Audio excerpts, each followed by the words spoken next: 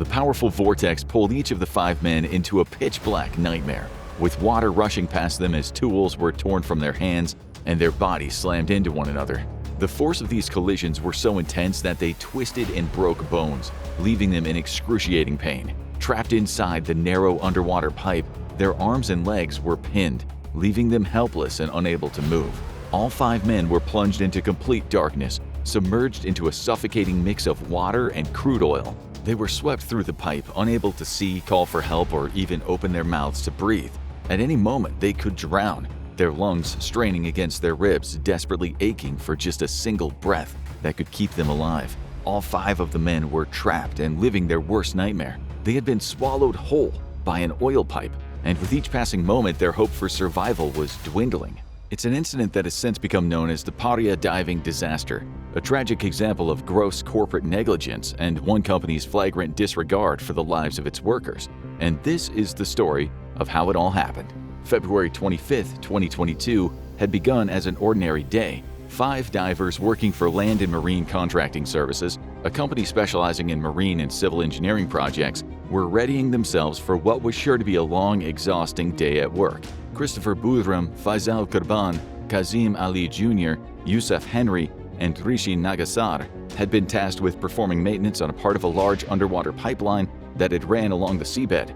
This long, 30-inch wide U-shaped pipe would channel oil through it between the 2 risers on either end once it was fully operational. The oil would be taken from the first riser, known as Berth 5, where an oil tanker would dock to unload its crude oil cargo. Then the pipe would transport the oil over to Berth 6, the second riser at the opposite end. From there, it would be sucked up and taken into the refinery located at Berth 6, where it could then be readied for further use.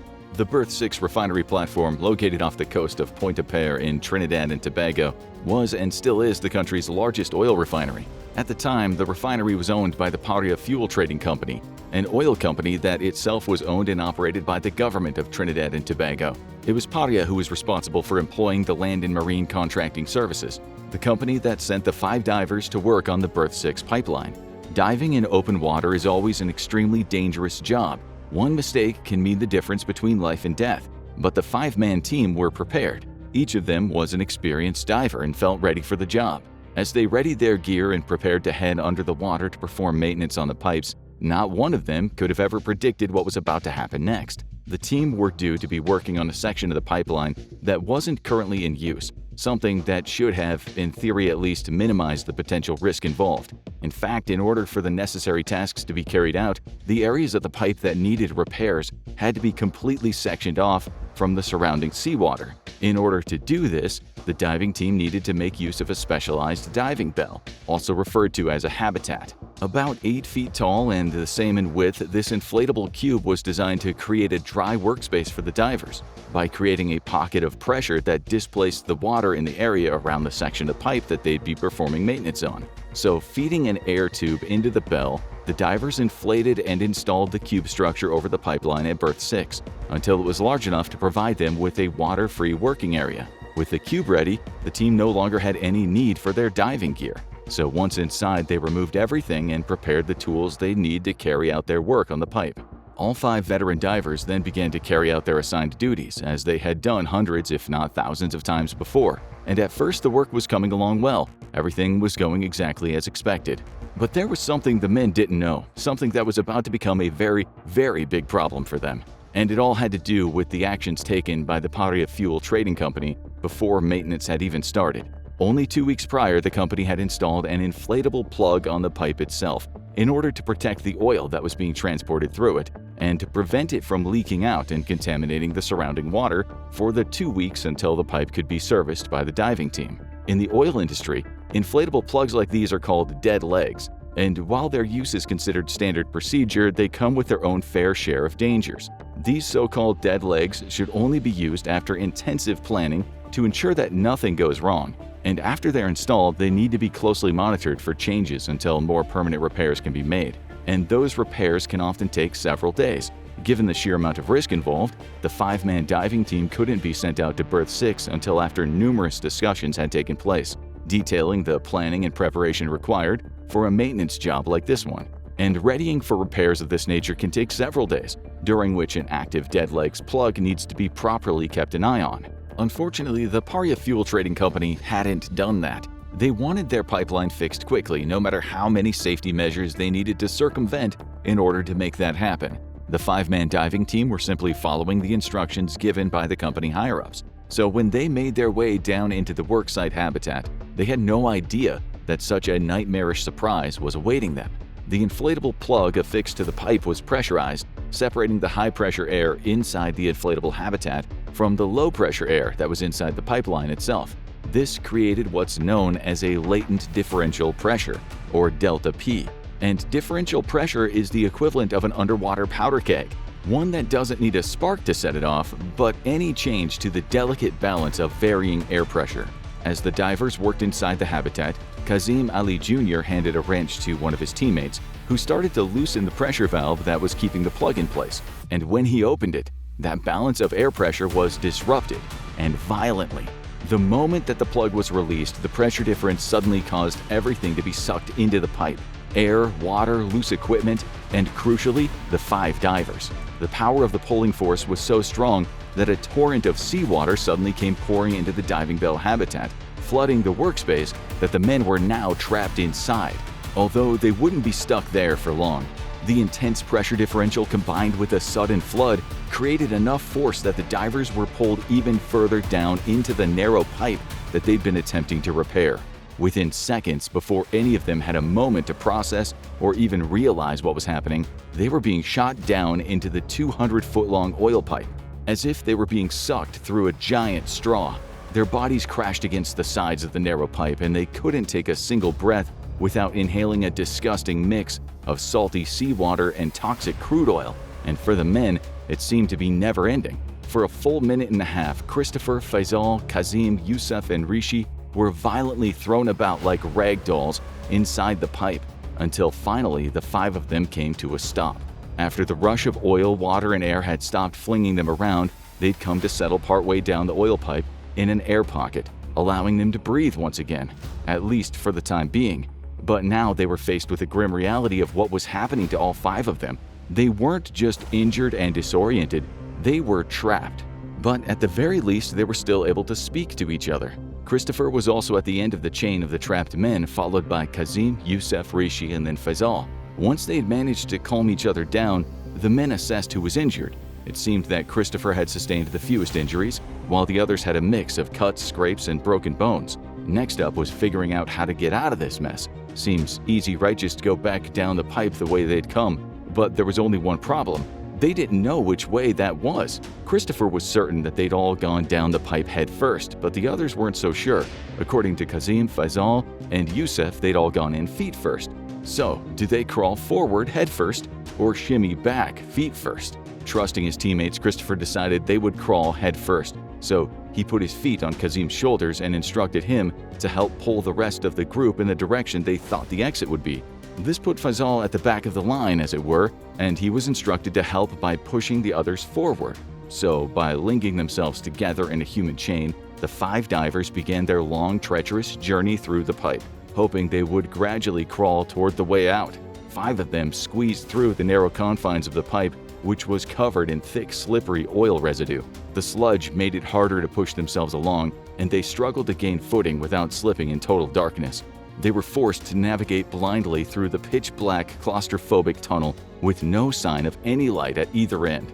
The foul, oil-polluted air burned their throats and stung their eyes, and the excruciating pain they felt from the bruises and broken bones made the journey slow and arduous. As they made their way further through the pipe, the men prayed for a way out, or at the very least some kind of reprieve, and then an answer to their prayers came. When the men were sucked into the pipe, so too was every object in the diving bell that wasn't secured down, and they had just found the best possible thing they could hope for: 2 oxygen tanks, both with their regulators still attached. Of course, only 2 meant that there was hardly enough oxygen to go around for all 5 divers, so they each instead took small sips of air from one tank at regular intervals, keeping the second as a backup. That way, each of the trapped men could keep some clean oxygen in their lungs, as a way to offset all the tainted air they were forced to breathe. However, they were quickly faced with another problem. As the men crawled along, they soon noticed something. The further they went, the higher the water level was getting. It dawned on Christopher that to keep moving forward meant that they'd soon have to pass through what was likely a completely submerged section of pipe. Considering the state that the men were in, and with only 2 oxygen tanks between them, carrying on through the next submerged section of pipe just wasn't a viable option. There was no way of telling how far the submerged section went on for, but there was almost no chance all 5 of them could make it through with the little available oxygen they had. If they tried to go as a group, they would all die. So Christopher Boudram was faced with an impossible decision, the hardest he'd ever had to make his entire life. He told the others the conclusion he'd come to. He had to leave the others behind and continue along on his own so he could get help for the others. The rest of the group agreed. It was their only chance to escape, so they gave Christopher the second oxygen tank and he started to crawl forward alone. But when he went to continue on, he found that something was holding on to him. It was Kazim. He was gripping at Christopher's boot and begging for him to stay. The others tried to convince Kazim that this was the only way, that if there was any chance of the others surviving, it would be by Christopher going ahead on his own. But still, Kazim wouldn't let go. Finally, Christopher was forced to yank himself free and head off alone. He crawled forward until he couldn't keep his head out of the water any longer, took a final breath, and swam into the fully submerged pipe. Still not entirely sure that he was heading in the right direction or how long the oxygen in his tank would last, Christopher swam forward, keeping the tank in front of him. Luckily, there were several air pockets located throughout the flooded section of the pipe, but these provided only a moment's reprieve before he was forced to continue on. Fighting against his own exhausted body and the long stretches he had to go without oxygen, he started to realize the air quality from the tank was getting worse, which only meant that it was getting closer and closer to empty. His diving instincts compelled him to keep going forward, no matter what, though. So while still underwater, with no end to the submerged pipe in sight, he took his last breath and swam, when suddenly the now empty tank he was holding in front of him collided with something. Handed a lifeline as if by fate, Christopher had run right into another oxygen tank. He quickly scrambled to get the regulator in his mouth before his last breath could take him no further. Fumbling with the new tank in the pitch darkness, Christopher found what he was looking for, but the regulator had no mouthpiece. So instead, in desperation, he shoved the entire thing into his mouth and inhaled. It was like breathing in expired motor oil, but it still gave his lungs the oxygen he needed so badly. Unwilling to stop, Christopher summoned his remaining strength and pushed on. He had no idea how long he'd survive for or how far he'd get. In the back of his head, he had to reckon with the very real possibility that he would not make it to safety, that he would get stuck, or his already dwindling strength would deplete, or this new tank would also run empty and he'd drown, alone in the submerged part of the pipe, leaving his 4 fellow divers to a similarly grim fate. Desperate to keep on going, Christopher pushed himself further. He knew the rest of the group were living on borrowed time as much as he was, and couldn't have been faring much better due to their injuries, and the single oxygen tank shared between the 4 of them. Clambering his way through the pipe, Christopher reached another air pocket. Moving his head above the water to catch his breath, his mind was still in survival mode, his instincts telling him that the best chance for survival was reaching the riser at the far end of the pipe.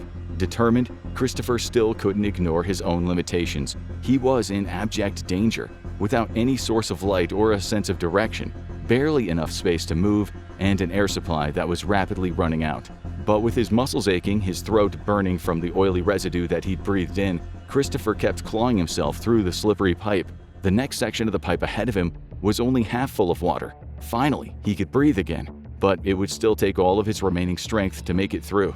Christopher found another air tank, having reached the very last flooded section of the pipe right before the riser.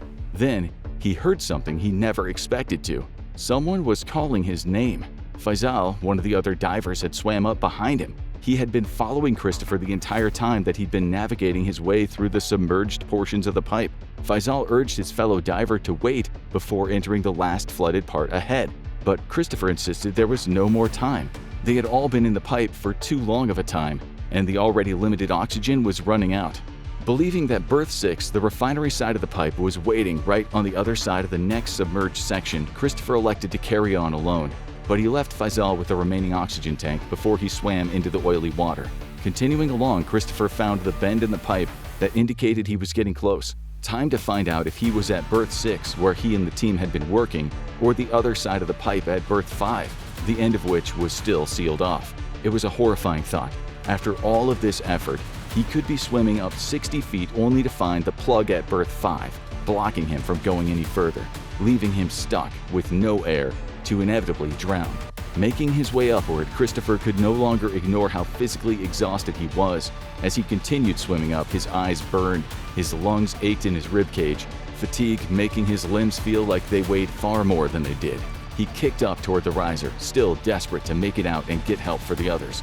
Then, after more than 2 hours in the narrow, oily-soaked confines of the pipe, Christopher emerged out of the water at the riser of berth 6. He banged and yelled, hoping to attract the attention of whoever was close enough to overhear. Rescuers heard him and rushed to help, offering a chain down to help lift Christopher out of the pipe. He was battered, exhausted, and much worse for wear, but he was still alive. The others, though, were still down there in the pipe. As medics rushed to help him and prepare to take him to the hospital, Christopher relayed as much info as he could. He told them the pipeline was filled with air pockets and that the other 4 divers were still alive down there. He did his best to give their position as precisely as possible, insisting that Faisal, Kazim, Yusuf, and Rishi were injured, but still alive. Unfortunately, the rest of the Land and Marine Contracting Services didn't buy Christopher's story. They insisted that the pipeline would have been filled with crude oil, and that if the others were still down there, they would likely have drowned within the first few minutes. Even when Christopher explained that they'd been able to find the oxygen tanks they'd come across, they insisted that these would only have provided the divers with a maximum of an hour's worth of air each, and it had already been over 2 hours since the pressure had pulled them inside. But at Christopher's insistence that his teammates were still alive, the Land and Marine Contracting Services sent rescue divers right down to the pipe, where they were told to knock on its surface at regular intervals. To their surprise, the divers immediately received taps in response from the inside. They had found the other divers. Inside the pipe, Faisal, Kazim, Yusuf, and Rishi were undoubtedly overwhelmed with relief to hear sounds from the outside, but they were still trapped inside the pipe with a rapidly dwindling supply of oxygen. The ship above that had brought them to berth 6 to begin the maintenance work and had inadvertently started this whole nightmare was equipped with plenty of spare oxygen tanks, ropes, lights, and other able-bodied Land and Marine Contracting Services divers who could offer the 4 trapped men help. So having heard the taps from the outside, the remaining group waited, expecting any minute to see a glint of a lamp in the water or hear the clang of oxygen tanks being sent down to them. The Land and Marine Contracting Services had determined their location, but what they hadn't done was figure out a way to get the 4 divers out of the pipe.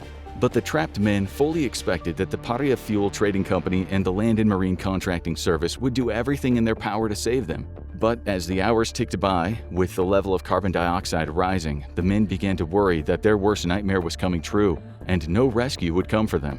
Desperate to be saved, the 4 of them were only about 100 feet away from salvation, but still, no one came for them. Hours dragged on into days as the 4 men kept banging on the pipe in terror, hoping to catch someone's attention. They even attempted to move closer to the exit of the pipe, but nothing could shift the crushing weight of the realization that came after several days spent inside the oil pipe. No one was coming to help. They were going to die down there. Witnesses, including several rescue divers, said that they could hear the sound of people's hands desperately tapping inside of the pipe for nearly a full 48 hours before the tapping eventually stopped for good. So what happened? Why, even after Christopher escaped and told them that there were still men trapped inside the pipe, were they left to simply suffocate to death in the pipeline? The action, or rather lack of action, taken by both Land and Marine Contracting Service and the Paria Fuel Trading Company have been widely debated. It's thought by some that Paria, along with their sister company Heritage, as well as the local Coast Guard, acted in such a way that actually directly hindered any rescue efforts. Some have even claimed that officials acting on behalf of Paria were intentionally preventing other divers from entering the pipe to save the 4 men trapped below.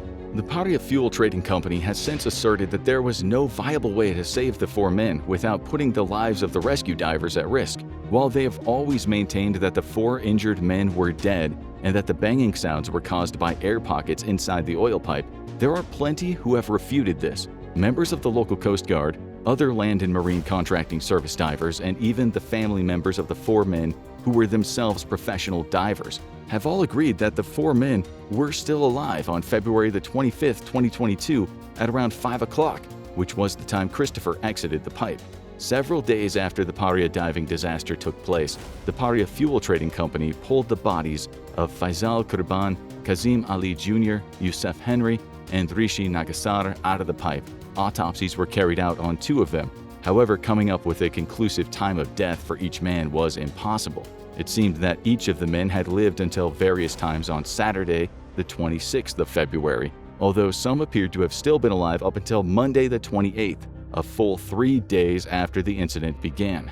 The autopsies couldn't provide a conclusive cause of death for the men either, with some speculating that they died as a result of their untreated injuries or ran out of breathable air. There were suggestions that they might have even drowned by trying to swim their way toward one of the pipe exits and getting stuck in one of the submerged sections. An official commission of inquiry into the Paria diving disaster was launched in Trinidad and Tobago.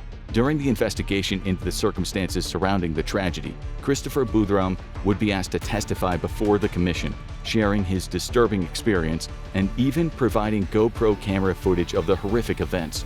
The inquiry into the Paria diving incident concluded that the owners of the pipeline, the Paria Fuel Trading Company, were responsible for the tragic deaths due to gross negligence on their part.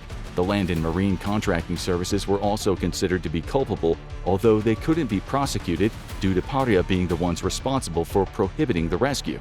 Christopher Boudram, as the sole survivor of the disaster, was unable to return to work after his fellow divers' tragic deaths.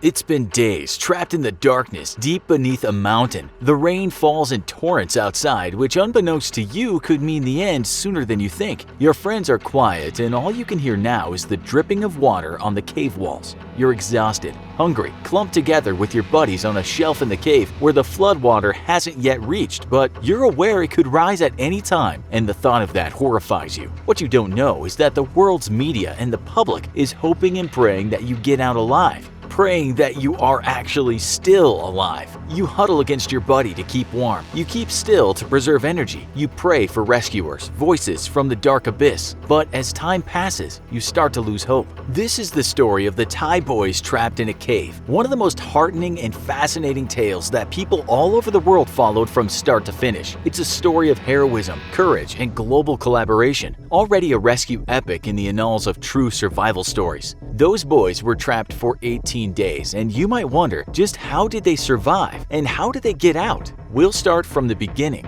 It was June 23, 2018, the birthday of one of the boys. He just turned 17 years old. At home, a SpongeBob birthday cake waits for him, but he won't ever see that cake. He is one of the older boys on a soccer team called the Wild Boars. The rest of the team were aged 11 to 16. There were 12 boys in total, and their coach, a 25-year-old named Aki. The team had been practicing that day in their village in the Chiang Rai province of northern Thailand. This is a beautiful part of the world with endless paddy fields, jungle-covered mountains, but also incredibly dangerous caves. It's rainy season in northern Thailand, and when it rains, it really does pour. Within minutes, streets can be flooded, rice paddies drown in water, and those living in the area are well aware of the dangers of such downpours. But the boys, in their excitement after practice, wanted adventure, and that led them to take their bicycles through the rice paddies and up toward the mountain. Up there was one of their favorite spots, the Tham Luang Cave Complex. They liked nothing more than to enter its depths and explore, but this was no day for exploration. Usually during the wet season, the cave is a no-go area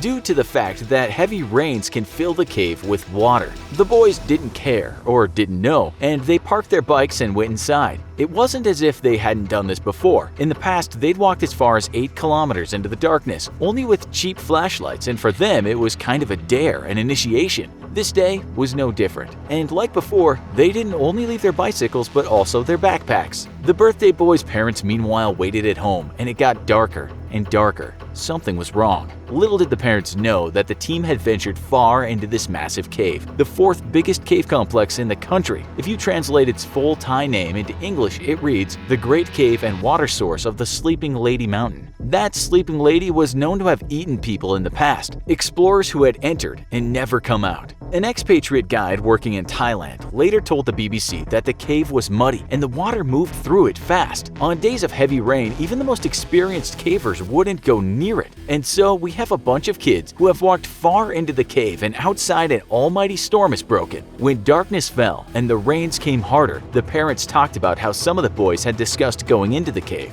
Now there was panic, and that panic turned into intense fear when the parents went into the cave entrance and saw their children's bikes and bags.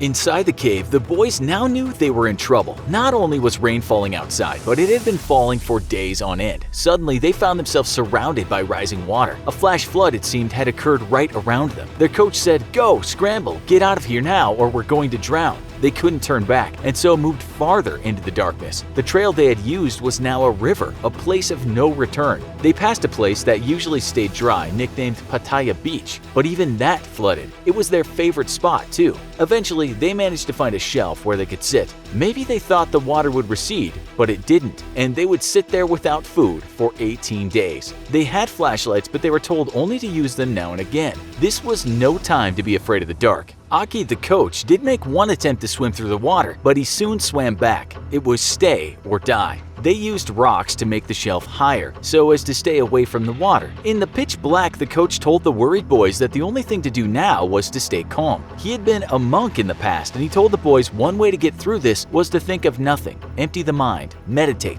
And that's what they did. They were also quite lucky because even though the body can go long periods of time without food, water is necessary. They didn't have to resort to drinking the muddy water from the floor because natural clean water dripped down the cave walls. They had enough air because of the porous limestone rocks in the cracks, although they didn't know that the oxygen level would get lower and lower. They could survive, but for how long? Ake later told the media, "I tried not to tell the boys that we got stuck in the cave. I only told them something positive, and that was it. They sat there and prayed and meditated and stayed calm, if not hungry as hell." Outside of the cave, a rescue operation involving people from all over the world was happening. Within days, there was hardly a news channel that wasn't following this operation. Thai police, government agencies, and Thai Navy SEALs were there, and unfortunately, one of those Navy SEALs would later die in the water. One problem is the complex was so massive and the boys could have been anywhere in that cave. Luckily, one boy who didn't go that day told parents and rescue teams that they'd like to go to a place called Pattaya Beach. That was some help. Divers from various countries turned up, including from the UK, the USA, Australia, and China, all working with the Thai divers. Many more experts from all over the world were also involved. It was one of the British divers that made first contact, and it was videoed, a scene that brought tears to the eyes of many people. Later, one of these divers told the BBC, "Wherever there's airspace, we surface, we shout, we smell. We smelt the children before we saw or heard them, and then they started to communicate with the kids." The Brit asked, "How many of you?" The boy shouted back, 13, to which he replied, "Brilliant. They were all alive. Many people are coming," said the diver. "We're the first." Hilariously, one of the boys then shouted, "What day is it?" They didn't quite know the day, but told boys that they'd been in the cave for 10 days. What they did know, they were in the dark with no idea how much time had passed. "You are very strong," shouted the diver. It was amazing to see those small kids all hanging together on that life-saving shelf. The divers then swam over to them using a line, and when they arrived, one of the kids said, "We're very happy," almost as if he learnt the line in school. The diver replied, "We're happy too." And when the world heard about this, it felt as if we'd been blessed by good news at last. The Thais smiled that day, celebrated after days of saying "su su," which translates to "fight, fight." The boys had fought and they had won. Well, almost. They even had the opportunity to write on paper to their parents, with most boys saying they loved their mom and pop and not to worry, they were just fine. The parents wrote back saying they loved them. They had a special message for Aki, who had written to the parents saying how sorry he was that he had taken their kids into the cave. The parents wrote, "The moms and dads, none of them are angry at you. You went inside with them and you must come out with them too." But quickly, a new problem emerged, and it seemed that the boys were not out of trouble yet. Not by a long way, in fact. You see, they were found on day 10, and as you know, they didn't get out for quite a few days after that. These cavers that found them belonged to the British Cave Rescue Council, and they were joined by expert French and Belgian cavers. These are some of the best cavers in the world. They had literally risked their lives to find the boys, and as you know, a Thai Navy SEAL would lose his life. It was a perilous cave system, and it could take more lives. So how on earth Earth were a bunch of kids with no equipment supposed to get back to land. It was around 4 kilometers of extremely dangerous diving, and outside the rain kept falling. It was by no means a certainty that the boys would make it, and again, the public prayed. About this time, the search had to be stalled. It was just too dangerous as the rains were too strong. Again, people all across Thailand joined in prayer and in their heads said those words, "Su Su." But now the outcome wasn't looking good. The boys wanted only one thing, besides being rescued. They wanted food. What did they want? They asked for pad krapao, which is rice with fried meat, chilies, and basil leaves. Unfortunately, all they got was a liquid diet full of vitamins because the doctor said it was what they needed, not a spicy dish with lots of oil. At least one of the boys got to celebrate his birthday with some hope. One of the mothers of the boys said to the press, the Navy SEAL had practiced for so long and was so strong, but also died. How about a boy who's never dived before? She was absolutely right. Tech wizard Elon Musk even offered to help, saying his engineers from SpaceX and the Boring Company would create a pod to bring the boys out, but a pod just wouldn't work in such tight conditions. The rescue was stalled for the moment, but then the bad news came. More heavy rain was coming, and if the boys were not taken out soon, they would be flooded and die in the cave. It was then that it was agreed that 5 Thai Navy SEALs and 18 foreign divers would lead the effort. It was said the weakest boy should come out first, but Aki said everyone was fine. No one was really weak. As it happened, the boys that volunteered first would go first. Aki actually said that the boys that lived farthest away could go first, as they had the longest distance to cycle home. He really had no idea that the world was watching them, that thousands of people were outside that cave. The British divers who found the boys led the operation, with many other divers following and many Thai divers waiting at checkpoints to get the guys through. As the boys could not panic, it was decided that they should be given anesthesia, so a doctor went along too. To get them out, first they had to be dressed in a wetsuit, and then a full face mask for oxygen was put over their head. They also wore a buoyancy jacket. After the anesthetic, they were rendered unconscious, and now it was about pulling them out. The problem was, or one of the many problems was, that the boy would only stay unconscious for 45 minutes, so the divers had to be trained by the doctor in how to give them anesthetic. The journey back took hours and was fraught with danger. At tight points, the boys had to be pushed hard through the cracks, but all the time the divers had to be very careful not to let anything push off their mask. The divers also held their heads high, so if anything did hit a rock, it would first hit them. We don't have to tell you that visibility was very bad. When they hit a dry section, they had to be dragged on a stretcher, their masks removed, and then attached again when it was back to another flooded section. Pulleys and chain systems were used to get them over sand, and they had to be carefully carried over rocks. It was a daisy chain operation involving hundreds of people. On July 10th, the last 4 boys were carried out to great applause outside the cave. It was reported that while some kids had incurred minor scrapes, amazingly they were all in good condition. The average weight loss was 4.4 pounds, which isn't so much for 18 days with nothing but water. They had to be quarantined because it was thought that they could have contracted dangerous infections, but they were fine. It was a bit sad though to see photos of their parents waving at them through glass walls. No hugging just yet. For a while, the boys also had to wear sunglasses as so much time in the dark made their eyes very sensitive to light. People tried to blame the coach for going into the cave during the rains. One British diver soon responded to that, saying, "Nobody's to blame, not the coach, not the boys. They were just very unlucky." It wasn't just the rain that day. The mountain is like a sponge, and waters from earlier rain were raising the levels. The coach himself, after the rescue, said, "I would like to express my gratitude for people from the whole world, officials and volunteers that came to help us. We promise that we will be good citizens to society." One of the boys that was rescued was called Titan, and he said this, "I was very happy to see my dad and mom. I feel warmer. I was very happy. I cried." We think quite a few tears were shed around the world when those boys were home safe and sound. Since then, the wild boars have toured the world and have done talk shows here and there. Many people won awards for their efforts during the rescue, and well, it's just a feel-good story all around. A movie will soon be out about this called The Cave.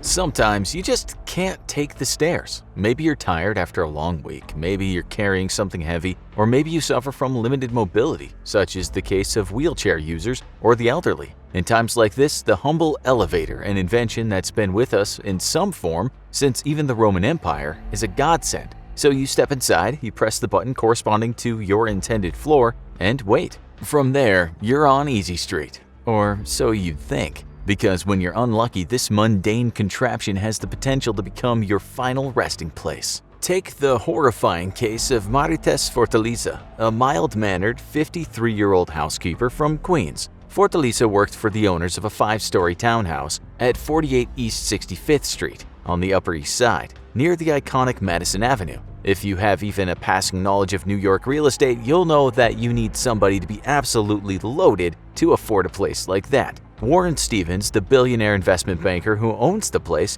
definitely fits the bill. He and his wife Harriet bought the home for a stunning $8 million in 1999. Marites probably felt lucky to score such a lucrative position until one fateful Friday night in January of 2019. The Stevens were away for the weekend and Marites was doing her regular cleaning duties when she decided to take the home's private elevator back to the bottom floor. That's when disaster struck. The elevator jammed in the shaft during the descent, and just like that, Marites Fortaleza was stuck. Unlucky for her, this elevator didn't have a working phone or an emergency button, which is a legal requirement for private elevators in New York that aren't continuously monitored. In other words, with the owners away for the weekend and no means of communicating with the outside, she was in deep trouble. If you suffer from claustrophobia, you're probably already sweating. But here are a few more frightening facts. While someone can starve for as long as 70 days before dying, dehydration can take as little as 3 days to become mortally dangerous. 3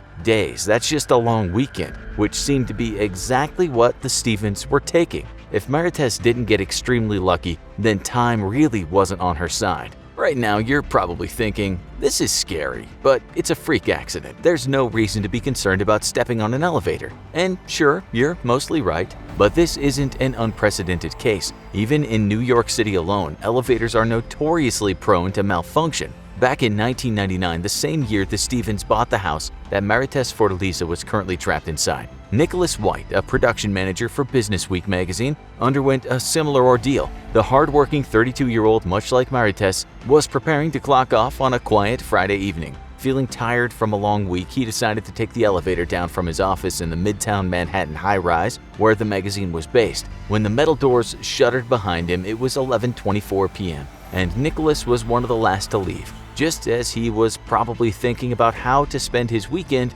set to the ambiance of tinny elevator music, the elevator jammed just above the 13th floor. Talk about an unlucky number. Naturally, he was calm at first. After all, it's not uncommon for elevators to get a little jolt now and then. But when it became apparent that he wasn't going to be moving again, the panic started to set in. He screamed and yelled, trying to attract the attention of someone outside, but nobody was there to hear him. He pressed every single button on the interface but had no luck. He even attempted to call maintenance and was met with no response. It wasn't until he'd spent over 40 hours in the elevator that he was eventually discovered and freed. Nicholas was shaken by the experience, refusing medical treatment because he just wanted to go home and sleep the whole scary incident off. The McGraw-Hill Companies, the parent entity of Businessweek magazine, naturally had some questions as to how exactly Nicholas could remain undetected for so long. This wasn't a private residence like the house where Marites Fortaleza found herself trapped. It was a 50-floor building owned by the Rockefeller Center Management Corporation.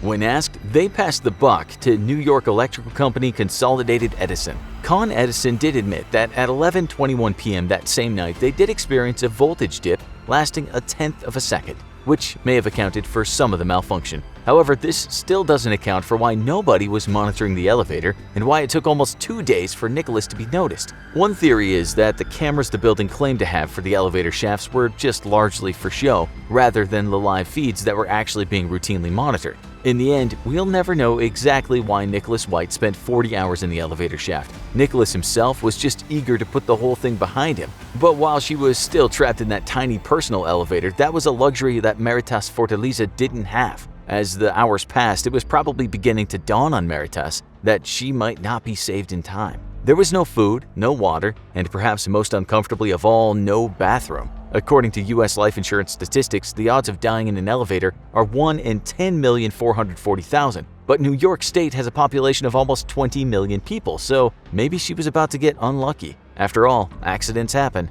Another similar accident occurred in New York City in 2005, 6 years after Nicholas's unfortunate incident in Manhattan. Ming Guangchen, a 35-year-old delivery man for the Happy Dragon, a Chinese takeout restaurant in the Bronx, mysteriously disappeared during a delivery to one of the Tracy Towers, a pair of 38-story apartment buildings at 40 West Mosholu Parkway near Jerome Avenue. When Ming didn't return from his delivery and his bicycle was found chained up outside, his friends, family, and employers feared the worst. After a series of delivery man homicides that had taken place over the last 5 years in New York City, they thought Ming had been murdered. Police began looking into the matter immediately. They canvassed the area with cadaver-detecting police dogs, sending police scuba divers into the nearby Jerome Park Reservoir, and asking door-to-door at the over 800 apartments in the Tracy Towers. They discovered that Ming had made all his required deliveries before vanishing without a trace. Little did they know, as they practically turned the building and its surrounding area upside down in their search, Ming Guangchen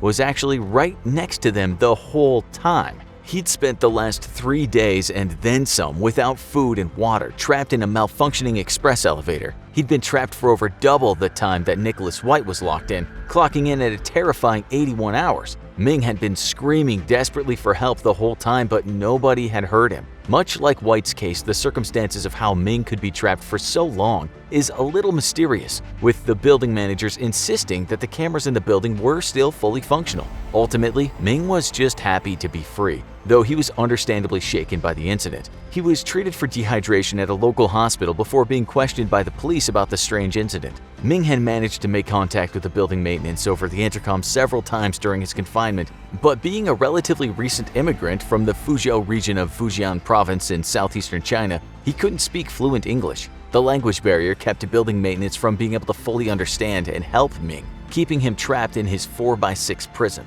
All in all, Ming was just grateful to be free in the end, though the incident may have soured him on the delivery driver profession. The cruel irony of where he was trapped wasn't lost on Ming either, as he commented that the people in the Tracy Towers apartment building had always been lousy tippers. Plenty of people out there have elevator horror stories, some more mild than others. Brian Acott, a man from the UK, was trapped just above the ground floor of his office building, but managed to pry the doors open and climb free. A Canadian man interviewed by the BBC, who identified himself only as Don, recounted the time he was trapped in an elevator on the 55th floor of the Empire State Building when he was 11 years old. He, his aunt, and 2 Danish tourists were trapped in the elevator for around an hour and a half, during which time he had to urinate in the corner. In one particularly funny example of an elevator mishap, Kenny Wheeler, another guy from the UK, was trapped in an elevator at his place of work for just under an hour. After nobody responded to calls for help, he posted a Facebook status update to try to get the people's attention. 10 of his friends liked the status, though only one actually called his place of work and got him freed from the elevator.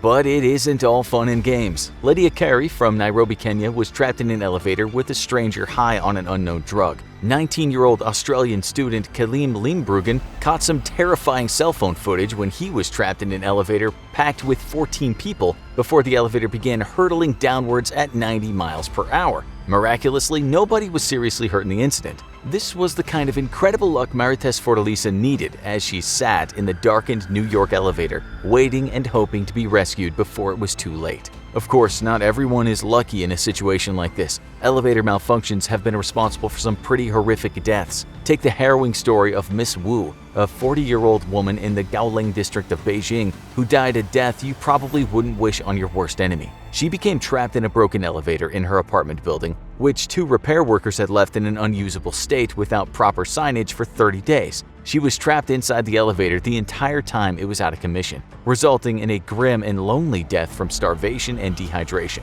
Ms. Wu became an unwitting martyr for the cause of better public maintenance in China after a series of deaths resulting from horrific elevator and escalator accidents that were the direct result of shoddy maintenance and repair. Ms. Wu's death can actually be directly linked to one negligent action from the 2 workers tasked with turning off the elevator's power. They called into the elevator to check if anyone was in there, but didn't, as regulations dictate, pry open the doors to check if anyone was inside. If they'd done this, Miss Wu may not have suffered such a horrible fate. Though she is not the only one. Many people have fallen to their deaths down elevator shafts, and in one example that feels like a scene straight out of a horror movie, a doctor in Houston, Texas named Hitoshi Nikaido was decapitated by an elevator, which cut off his head above the lower jaw, causing it to land in the car of the elevator. The experience was something out of a nightmare for one of his coworkers, Karen Steinau, who was trapped inside the elevator with the doctor's severed head. It's hard to even imagine something more horrifying than this. While Maritas Fortaleza was neither decapitated nor trapped in an elevator with a decapitated head,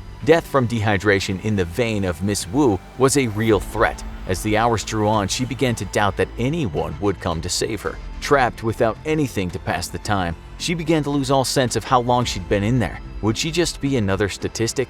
Another name to reel off in an article or a video about strange elevator-based deaths? Well, luckily for Maritas, the Stevens were about to receive a delivery. When the delivery worker arrived on Monday, they were unable to deliver the package, so they contacted the Stevens. The Stevens then contacted a family member who could go and collect the delivery. The family member finally noticed that Maritas was trapped inside the broken elevator and finally called the authorities. Police and firefighters managed to safely rescue Maritas Fortaleza from the private elevator of the Stevens' 5-story townhouse. Like all locations where a lot of people congregate on a daily basis, accidents happen in elevators. Sometimes these accidents can lead to pretty horrifying consequences, but other times, such as in the case of Maritas Fortaleza, you just get lucky.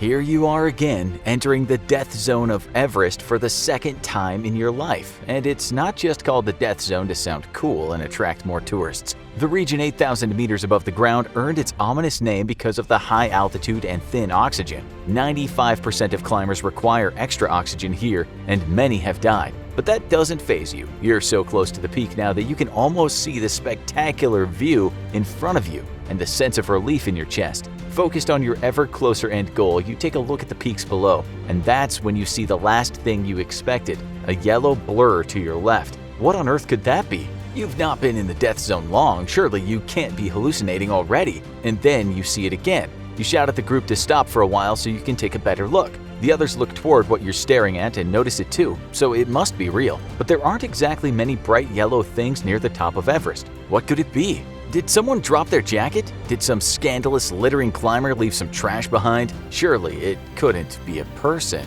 You'd woken up early that morning with a sense of anticipation, knowing it would be the day you'd finally reach the summit. After years of training and preparation plus an eye-watering cost of 20 grand to get here, today was finally the day. It wouldn't be your first time reaching the peak, you're not some kind of noob, but still it was exciting. So you set off, feeling about as cheerful as a person who's about to enter a region with life-threateningly low oxygen levels can be, knowing you reached the peak within a few hours.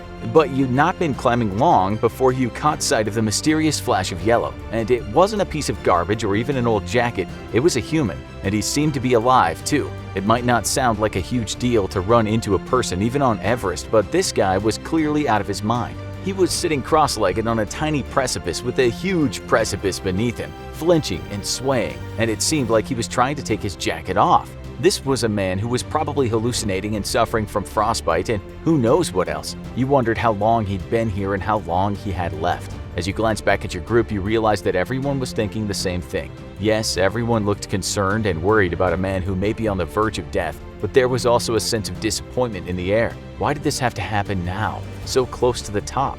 Instantly, you realized you were about to face an important and unenviable choice. Look after this man or reach the peak of Everest. There was no way you could do both. It's too dangerous to stay in the parts of Everest with the greatest altitude and the least oxygen. If you were to stay with the man long enough to guide him to safety, you'd have no chance of reaching the peak of Everest. Years of training and thousands of dollars down the drain just like that. And maybe you'd never get this opportunity again. Selfish as it sounds, it was hard not to be slightly resentful at the situation. But first, you needed to take a better look at the guy and see what condition he was in. So you began the descent to where he was perilously perched on the precipice, and by the time you arrived, he'd taken off his coat and was trying to strip down further. Quickly, one of your companions grabbed him so he couldn't remove more clothing, and together you made sure he put his coat back on. Even with a coat, it was hard to survive here for long. You're an experienced climber, you know what hypothermia looks like, and boy, was this man ticking all the boxes. It wasn't just him wanting to take off his coat, it was the way he was resisting your attempts to stop him like an angry child. You'd seen it before, and this wouldn't be the last time. As you first approached, he turned to you and said, "I imagine you're surprised to see me here." His words took you by surprise. Maybe he had his wits about him more than you expected. But these were just about the only droplets of sanity you'd get out of him. It soon became apparent that he had no idea how he got here or where he even was. However, he could tell you his name. Lincoln Hall, so it wasn't all that bad. Instead of realizing he was in the danger zone of Everest and sitting next to a dangerous drop, Lincoln seemed to think he was on a boat. He made some comment about what a great boat ride you were all on and got up, raising his arms as if he were about to launch himself off the boat and jump into the water. You and your companions jumped into action and managed to restrain him. Luckily, that wasn't too difficult considering Lincoln was so weak. You decided to keep him restrained on the ground. But who was Lincoln Hall, and how had a man who believed he was on a boat and wanted to take off his coat in freezing temperatures survived so long? So many questions. You rummaged through his coat pockets and bag, hoping to find some further clues about his identity or maybe some supplies. You found he belongs to the popular Seven Summits climbing group, but there were no supplies at all. He was here with zero oxygen and no food. Had someone abandoned him and taken all his stuff? Had another climber seen him alone and taken advantage by robbing him? Both of the possibilities seemed pretty bleak. It would have been nice to have had some extra oxygen up here, but you'd have to make do. You shared some of your oxygen with Lincoln and some snacks, which he ate under your careful supervision. Meanwhile, you tried to figure out what you'd do next. The whole group agreed you needed to call for help so he could descend to safety as soon as possible. The question was, would you stay with him or still try to make it to the top? You give the leader of the Seven Summits group a ring and were relieved to hear someone answer. You couldn't help but feel angry toward the group. Chances were the very people Lincoln had relied on to keep him safe had betrayed him and left him to die. Who would do that? You can hear the shock in the voice of the man who answers the phone when you tell him that Lincoln Hall is in fact alive. He explains that Lincoln's group had declared him dead yesterday and had been forced to abandon him. Last night? That meant Lincoln had survived in Everest overnight with no oxygen despite being severely ill. It was insane and completely unheard of. But the man tells you he'll send some Sherpas up to where you are to help carry Lincoln to safety and bring more essential supplies. You thank him. The Sherpas are an ethnic group native to the Himalayas, many of whom guide climbers due to their amazing capacity to withstand the coldest temperatures and their strength to carry essential goods. If anyone can come to this guy's rescue, it's probably them. Before hanging up, the man whispers to you that the job of the Sherpas is to guide climbers, not to die for them. You don't reply. Maybe that was true, but what about all the other climbers? Surely you can't have been the first person to come across Lincoln over such a large time span. Is this what climbing Everest has come to now? Finally, it was time for your group to make a big decision. You could leave Lincoln here alone and hope that the Sherpas would come and safely take him back to camp, while you made it to the peak of Everest like you dreamed you would. Or you could wait here with Lincoln and ensure he stays alive. Besides, what if the Sherpas didn't even come? You desperately wanted to make it to the top again. There's no feeling quite like it. And you wanted those in your group who'd never even known that feeling yet to experience it for the first time. Yet you also knew the taste would be bittersweet, knowing the sacrifice that had been made to get there, and if Lincoln didn't make it, you'd have to live with that forever. As you look at your companions, you only needed to share a few words to reach an agreement. You were going to stay here with Lincoln. So now there was nothing to do but wait here and hope for the best. You stay mostly in silence with Lincoln restrained on the ground. None of you say anything, but you're sure everyone feels the same way you do, mourning what could have been. You could have been reaching the top of Everest by now. Making the right decision was easy, but digesting the reality of that decision isn't. And it didn't exactly help to have nothing to do except sit and wait while a man lays beside you dying. After a few hours, you hear some voices. People, finally! Could it be the Sherpas? Not quite. Instead, you see two dark-haired men speaking in what sounds like Italian, but still, they should be able to help, right? At first, it seems like they're trying to avoid eye contact with you. Surely they can't have failed to see a relatively large group acting so unusually. You call out to them and explain that you need help, that there's a man here who's on the verge of death. They shout down that they don't speak English and briskly walk off. As they disappear, you struggle to process what just happened. Since when were language skills a prerequisite for carrying a man to safety or offering an oxygen mask? Well, bugger it. There's nothing for it but to sit here and wait for even longer. Just as you were about to lose faith in all humanity and suspected that the guy on the phone had been lying to you about helping, a group of Sherpas showed up. Slowly and gradually, you make the long walk down, taking it in turns to support Lincoln as he staggered and struggled. How had this guy survived so long? It was a journey of mixed emotions, knowing your journey was over prematurely, but that you'd most likely saved someone's life. It was an 11-hour trek down to the North Col camp, 7,000 meters above the ground. Hall was then taken to the base camp, and you were left to make the journey down on your own time. Everyone was safe now, but there was still plenty of questions hanging in the air. What exactly had happened to Lincoln before you arrived? And would he make a full recovery from such grotesque damage? Only time would tell. A few days later, you reached the base camp and prepared to visit with him. In a bizarre twist of events, you chanced upon none other than the Italian climbers who had ignored your plea for help the previous day. And yep, you guessed it, they were speaking English perfectly now. But on to Lincoln. The guy wasn't exactly in perfect health. 6 of his fingertips had been removed due to frostbite, and he also had suffered water on the brain. But he was looking well compared to when you last saw him. At least he didn't think he was on a boat ride anymore. He explained the truth of how he'd ended up alone in the death zone of Everest. Turns out that Lincoln was an experienced climber and had made it to the peak of Everest before, but this time, as he was descending back from the summit with his group, he suddenly started to feel very ill and weak. It was a sign of cerebral edema, a type of brain swelling that leads to hallucinations and fatigue. He remembered asking his companions if he could lay down at the top of the mountain, and his group had needed to carry him down. The Sherpas had tried to revive him with no luck. Lincoln only got sicker and sicker to the point where the Sherpas declared him dead after he'd shown no signs of life for 2 hours. Worried about running out of oxygen and causing more deaths, they opted to leave him for the greater good of the group. And before they went, they took all his supplies for their own use, like the oxygen mask and food. Nobody was sane enough to have a good idea of what had happened after that, but it seems like Lincoln probably fell asleep then wandered off, gradually getting sicker. We'll never truly know how he survived. He's not the only one who has survived such a crazy feat. Another climber, Beck Weathers, was left for dead on Everest but ended up making his own way back to camp. April 27, 2003. An exhausted and pale young man stares into a camcorder. It's 3:05 on Saturday. This marks my 24-hour mark of being stuck in Blue John Canyon. My name is Aaron Ralston. My parents are Donna and Larry Ralston of Englewood, Colorado. Whoever finds this, please make an attempt to get this to them. Be sure of it. I would appreciate it. With his left hand, Ralston moves the camera and records his right arm. At the wrist, it's stuck in a narrow gap between a large boulder and the canyon wall. Past the pinch point, the flesh of his right hand has turned a sickening bluish-gray hue. Ralston explains to the camera that his hand has been without circulation for 24 hours and that he's probably going to die here, all alone, trapped in a remote canyon. But he didn't die. This is the story of how Aaron Ralston self-amputated his arm to save his life. Saturday, April 26, 2003. 27-year-old Aaron Ralston, an avid outdoorsman who excelled at skiing, hiking, and mountain climbing, was supposed to go on a mountaineering trip with his friends,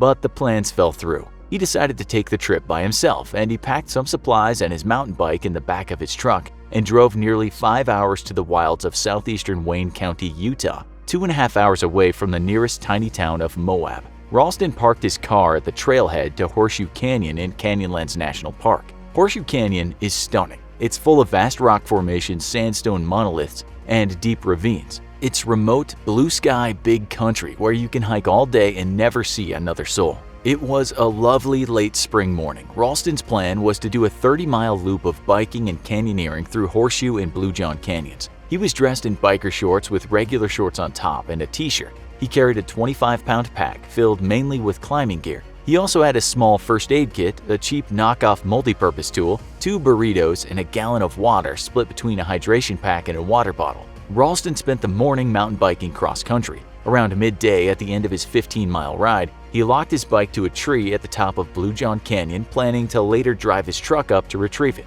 Ralston ran into 2 young female hikers and hiked with them a bit before splitting off to take a tougher part of the canyon. Ralston used his rock climbing equipment to navigate the intricate, narrow passages of Blue John Canyon. After about an hour or so, he came across 3 large boulders wedged in a 3-foot wide slot canyon that he had to climb over. The second boulder shifted as he tried to scramble over it, painfully crushing his left hand and then pinning his right wrist against the wall. Ralston was stuck. He yanked at his right arm and tried to pull it free. His hand had almost instantly gone numb, but yanking was incredibly painful, and the boulder, later estimated to be 800 pounds, didn't budge. Ralston maneuvered himself as best he could into a more comfortable position. He braced his legs and thrust, trying to push up the boulder with his feet. That didn't work either. Ralston's hands had lost feeling. He was experiencing compartment syndrome. This is when acute pressure is on or builds within a muscle to dangerous levels. Blood flow is decreased, which prevents nourishment and oxygen from reaching the nerves and muscle cells.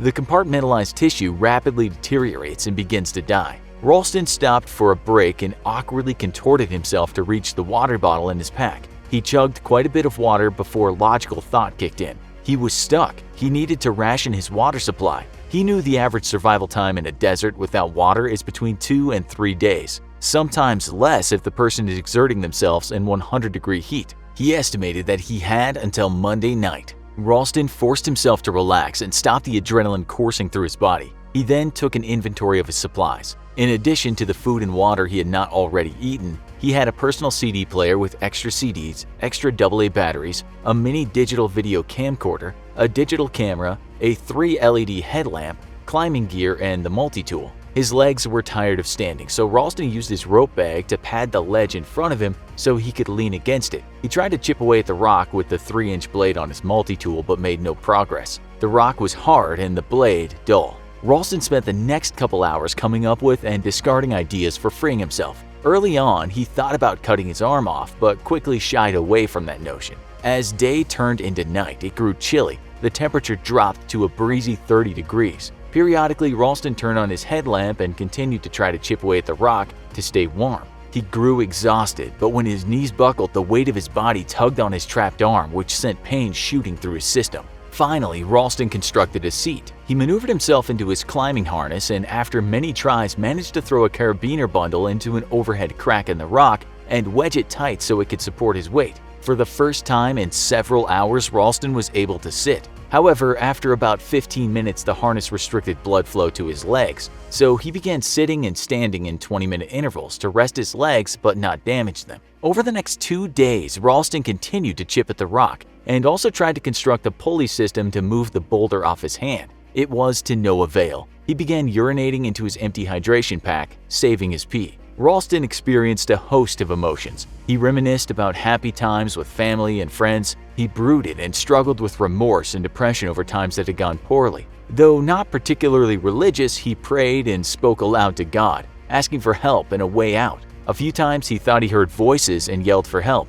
but only received the mocking sound of his own voice echoing from rock formations in reply. On Tuesday, when Ralston ran out of water, he began drinking his pee. As time passed, Ralston experimented with cutting his trapped right arm. He stabbed down to the bone, but realized that there was no way his blunt knife would be able to cut through it. Ralston despaired, but eventually came to a kind of peace and acceptance of the fact that he was going to die alone in the canyon. Ralston made videos with his camcorder, saying goodbye to his friends and family. He also gave his last will and testament. He scratched his name, birth month, and year into the rock as an epitaph. He also scratched APR-03.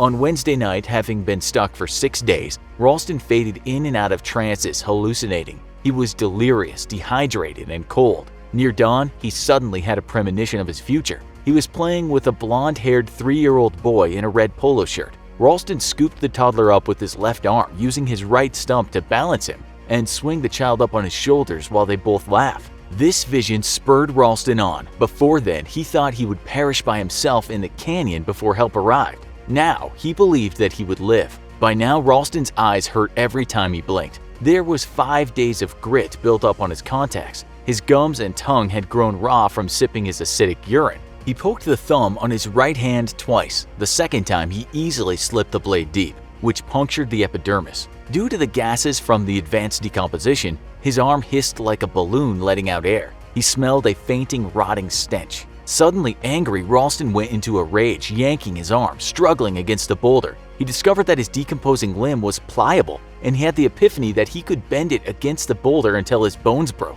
Ralston violently bent his arm back and forth, using his body weight to exert pressure on his arm. Finally, the torque snapped his radius and ulna bones. He then used the dull blade of his multi-purpose tool to saw through the soft skin and tissue of his arm, carefully preserving the arteries. Ralston paused in cutting to apply a makeshift tourniquet made from the rubber tubing of his hydration pack, using his biking shorts for padding. He then used the multi-tool's pliers to sever his tendons before continuing to cut his flesh. Cutting through the main bundle of nerves was especially painful. Then, Ralston cut through the last piece of skin and was free. Later, Ralston said the amputation and bandaging took about an hour. Ralston described the moment when he walked out of the slot canyon as being reborn, because I'd already accepted I was going to die. Meanwhile, worried friends had filed a missing persons report on Tuesday night after Ralston had failed to show up for work for 2 days. The police traced Ralston's credit card. It had been last used to purchase groceries in Moab. Family and friends were convinced that Ralston had gone hiking near there. Authorities started checking the southeast corner of the county and luckily came across Ralston's truck at the trailhead of Horseshoe Canyon. Search and rescue started doing flyovers in a rescue helicopter. After the amputation, a bleeding Ralston crawled and climbed his way through the rest of Blue John Canyon. With his teeth and left hand, he slowly, painfully rigged his climbing ropes. He then rappelled one-handed some 60 feet down a sheer cliff face. It was late afternoon when Ralston finally made it to the canyon floor. In bad physical shape, covered in blood, Ralston staggered through the desert. He managed to hike nearly 7 miles before running into the Meyers, a family of Dutch tourists. They gave him some water and hailed a helicopter from the Utah Department of Public Safety flying overhead. Ralston was rescued about 4 hours after amputating his lower right arm. He was only about a mile from his truck when found. Rescuers helped keep Ralston conscious for the 12-minute flight to the Allen Memorial Hospital in Moab. When they got to the hospital, he amazed them by walking into the emergency room on his own.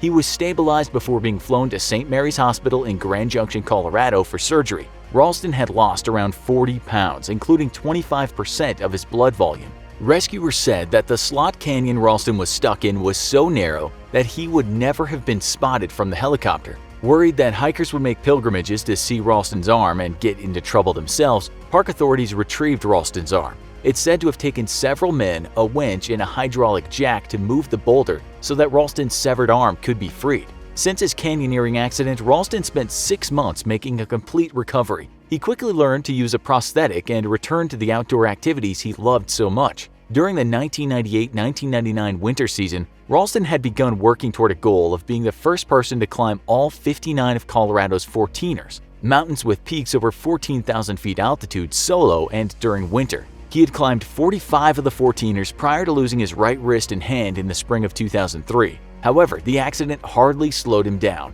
In 2005, Ralston, after 7 winter seasons, completed his mission. In 2008, Ralston traveled to the North and South Poles and also climbed Mount Everest. He continues to climb mountains and participate in a variety of outdoor pursuits. Ralston has appeared on several news and TV talk shows recounting his ordeal. He's made some other TV appearances too, including participating in a reality wilderness show, making a cameo on The Simpsons, and having been a game show contestant and winning $125,000 for a nonprofit land conservation watchdog.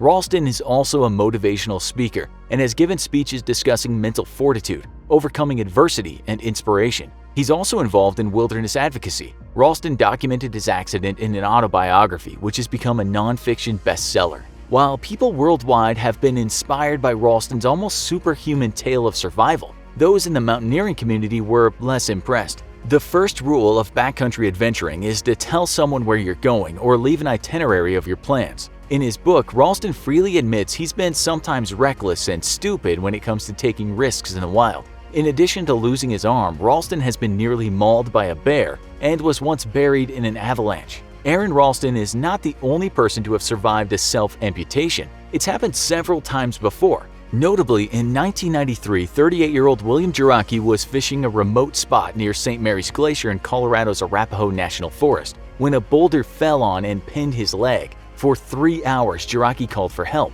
The weather turned ugly, and without a jacket or supplies, Jiraki didn't believe he would survive the night. Fashioning a tourniquet out of his flannel shirt and using his bait knife, Jiraki cut through his knee joint, using hemostats from his fishing gear to clamp the severed arteries. He then crawled a half-mile back to his truck and managed to drive a half a mile to the nearest town to find help. The weather was tens of degrees below freezing, and gale-force winds buffeted the 2 mountain climbers, both members of a mountain search and rescue team. The men were now attempting to summit New Zealand's tallest peak, Mount Cook. Yet their many years of experience rescuing others off dangerous peaks told them that it would now be them who needed rescue. With nightfall coming, the men knew there was only one chance for survival. They had to dig themselves a shelter and ride out the worst of the weather. With climbing picks and survival axes in hand, the 2 men began to hack away at the snow and ice, digging through increasingly worsening weather, knowing that their lives were on the line. The next day, and at the foot of the mountain, the 2 climbers had failed to check in. Don Bogey, one of New Zealand's senior-most mountaineers and search and rescue professionals, wasn't worried. He knew the 2 men, Mark Ingalls and Phil Dooley, and he knew that they were capable and experienced climbers. Besides, he himself had to spend the night on the mountain before, snowed in by bad weather. As long as they could find shelter, they could ride out even the worst of sudden storms. Back up the mountain, Ingalls and Dooley had both dug several feet into the snow and ice, digging out an ice cave in which to shelter. Because snow is such a good insulator, the cave helped trap their body heat, but the men had no wood or other material with which to start a fire. Their only source of heat was their sleeping bags and own body heat. With the temperatures steadily dropping and storm not seeming to let up, worry began to gnaw at the back of the men's minds. Already an icy chill gripped them, and even laying in their sleeping bags fully clothed wasn't enough to keep the cold at bay. To make matters worse, the men had only brought enough food and supplies for a few days' trek. They decided that they should start to ration, having no idea when the storm could let up.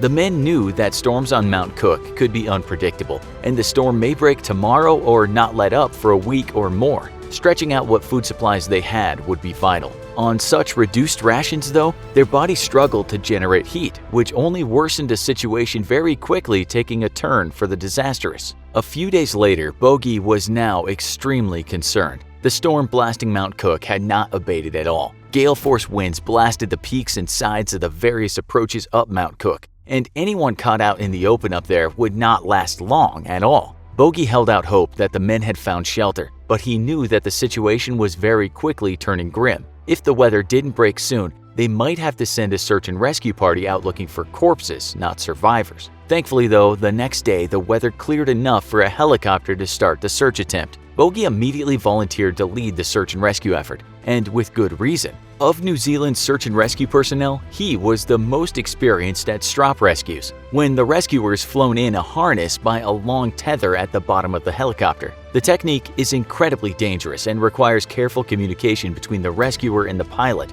as well as nerves of steel for both. Unable to see below his aircraft, the pilot had to rely on verbal instructions from the rescuer on where to descend and how fast, or else the pilot may accidentally smash the rescuer into the side of a mountain. Yet with no hope of landing the helicopter anywhere on the steep sides of Mount Cook, Bogey knew that this was the only way of rescuing the trapped men. Until the men's location was found though, Bogey would ride inside the chopper, eyes glued to his binoculars as he and the pilot scoured the slopes for the missing men. In their gusto to find the climbers though, they were forced to take unsafe risks, once nearly crashing into a ridge when gusts of wind blew their chopper off course. The weather was still ferocious, and the helicopter was struggling to retain control. It was unsafe for the rescuers, and yet Bogey and the pilot accepted the risk, knowing that they were the only chance that Ingalls and Dooley had for survival. Ignoring the many close calls and the danger, the chopper scoured the slopes, working by process of elimination and checking out huts and other places the men may be sheltering. Back in the ice cave, Ingalls and Dooley knew that they were in trouble. Severe frostbite had already affected them in their extremities, and both knew that they were going to be losing toes to amputation if they managed to return to civilization. Day by day though, the chill grew ever higher up their legs. The extreme cold was limiting blood flow to their legs, and slowly, from the feet up, their legs were freezing and dying. Eventually, the chill would reach their torso, where it would be fatal. Food supplies were down to very meager rations, and with such low energy, their bodies struggled to generate enough heat to survive. Yet, from time to time, the men could hear the sound of a helicopter, unfortunately distant, but gradually working its way toward their location. The sound of possible rescue kept the men's spirits up, a fact that more than anything likely led to their ultimate survival. As any survival expert will tell you, when hope dies, the body is quick to follow. For days now, Bogey had been scouring the mountain by helicopter looking for the two stranded men. Then suddenly the weather broke enough to allow the helicopter to ascend to an area known as the Middle Peak. Taking the opportunity, the helicopter battled fierce winds and made the ascent. And as soon as they cleared the low clouds, Bogey was surprised to see the two men right there, waving up at him from below. The helicopter could not land, however, and Bogey would have to be strapped into his rescue harness dangling below the helicopter back down at the base, then be flown all the way back. The weather was still far too dangerous for this, and thus rescue would still have to wait. Instead, Bogey dropped the men down food, medical supplies, and a working radio so they could keep in contact. Grateful for the food, the men tore at the emergency rations, boosting their rapidly plummeting internal temperatures. The radio helped the men bolster their fading spirits as well, and jokingly, the men told their rescuers that they had settled into an ice cave that they dubbed the Middle Peak Hotel. Spirits and humor were still clearly up, giving hope to the rescuers that the men could be reached before they succumbed to the cold. Unfortunately though, the weather refused to cooperate, and storms once more battered the area. The radio battery quickly died, cutting off contact between the men and the rest of the world. Days passed, and at last the weather cleared enough for an Air Force helicopter to make the ascent up the peak. On its way up though, the helicopter hit dangerous turbulence, spinning it out of control and crashing it upside down onto an ice shelf a few hours climb away from the men. Inside the upside-down chopper, 4 rescuers and 3 Air Force personnel pulled themselves out of the wreck. Having received only minor wounds, incredibly, the tail of the chopper hung right off a precipitous fall, and the occupants of the helicopter had avoided a several thousand-foot fall to their deaths by mere inches. A rescue for the trapped crew was immediately launched, but this tied up the only other remaining chopper, and the weather window to rescue the climbers closed. The next day, the weather remained relatively calm, and Don Bogey made up his mind today was it. They couldn't afford to wait another day or he feared the men would die, and there was no telling if the weather would give them another opportunity. Despite conditions being less than optimal, Bogey strapped himself into his harness, and the helicopter slowly began its climb up the mountain, with Bogey hanging 100 feet below it on a tether. A disaster like with the Air Force helicopter would mean his certain death. Unknown to Bogey, it's very likely that Ingalls and Dooley would have in fact not lasted another day. Ingalls' frostbite was so bad that he could no longer stand, and Dooley was having trouble staying on his feet. Luckily for the duo though, after a few hours battling the winds and weather, the helicopter reached them, and slowly Bogey was lowered onto the small ice shelf where the men were sheltering. Dooley happily greeted Bogey, but informed him that Ingalls could no longer walk.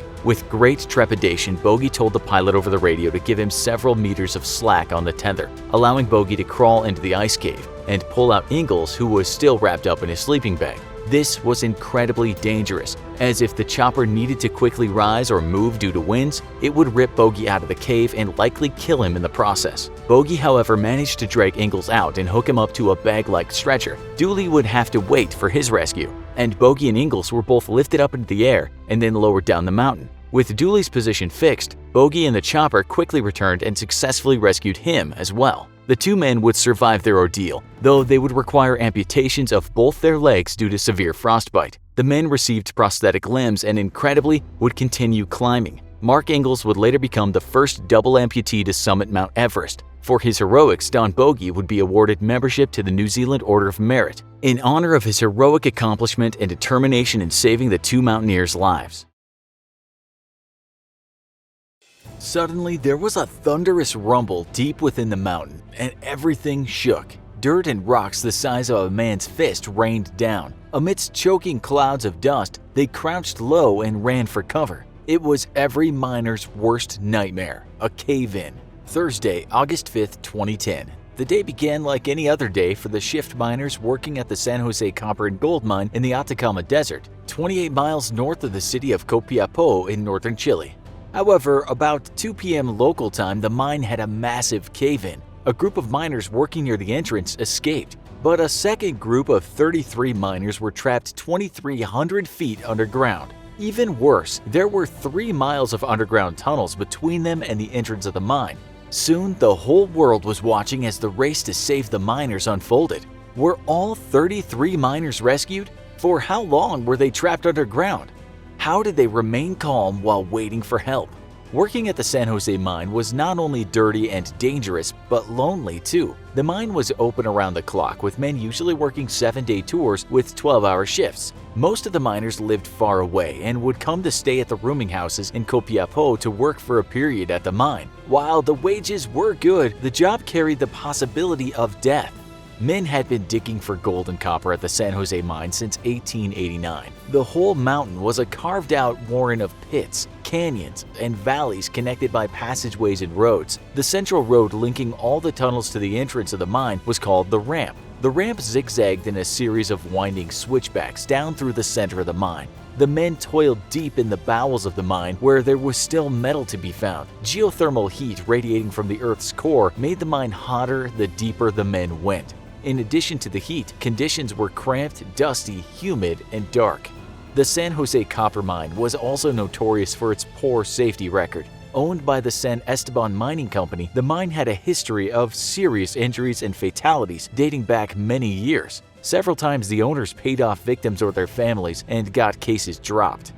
In 2007, after an accident, Cernajiomín, the Chilean government regulatory body responsible for supervising mining safety standards, ordered the mine closed. However, less than a year later, the mine was back in operation, having pulled some strings, even though it had not complied with the safety measures ordered by Cernajiomín.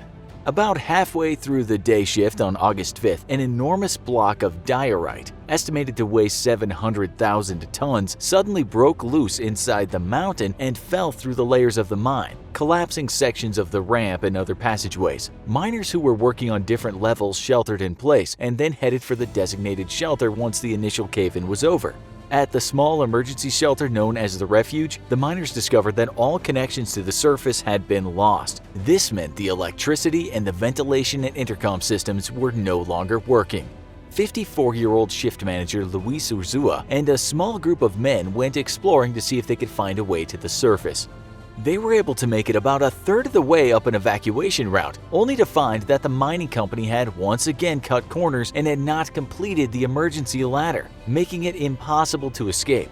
Furthermore, within about 48 hours, another cave-in would completely block the emergency exit route. The miners were stuck. Meanwhile, in the refuge, some of the miners had started eating cookies and milk from the emergency provisions. Many of them hadn't eaten since dinner the night before. Commonly, the miners avoided eating before their shifts to avoid vomiting caused by the brutal work conditions.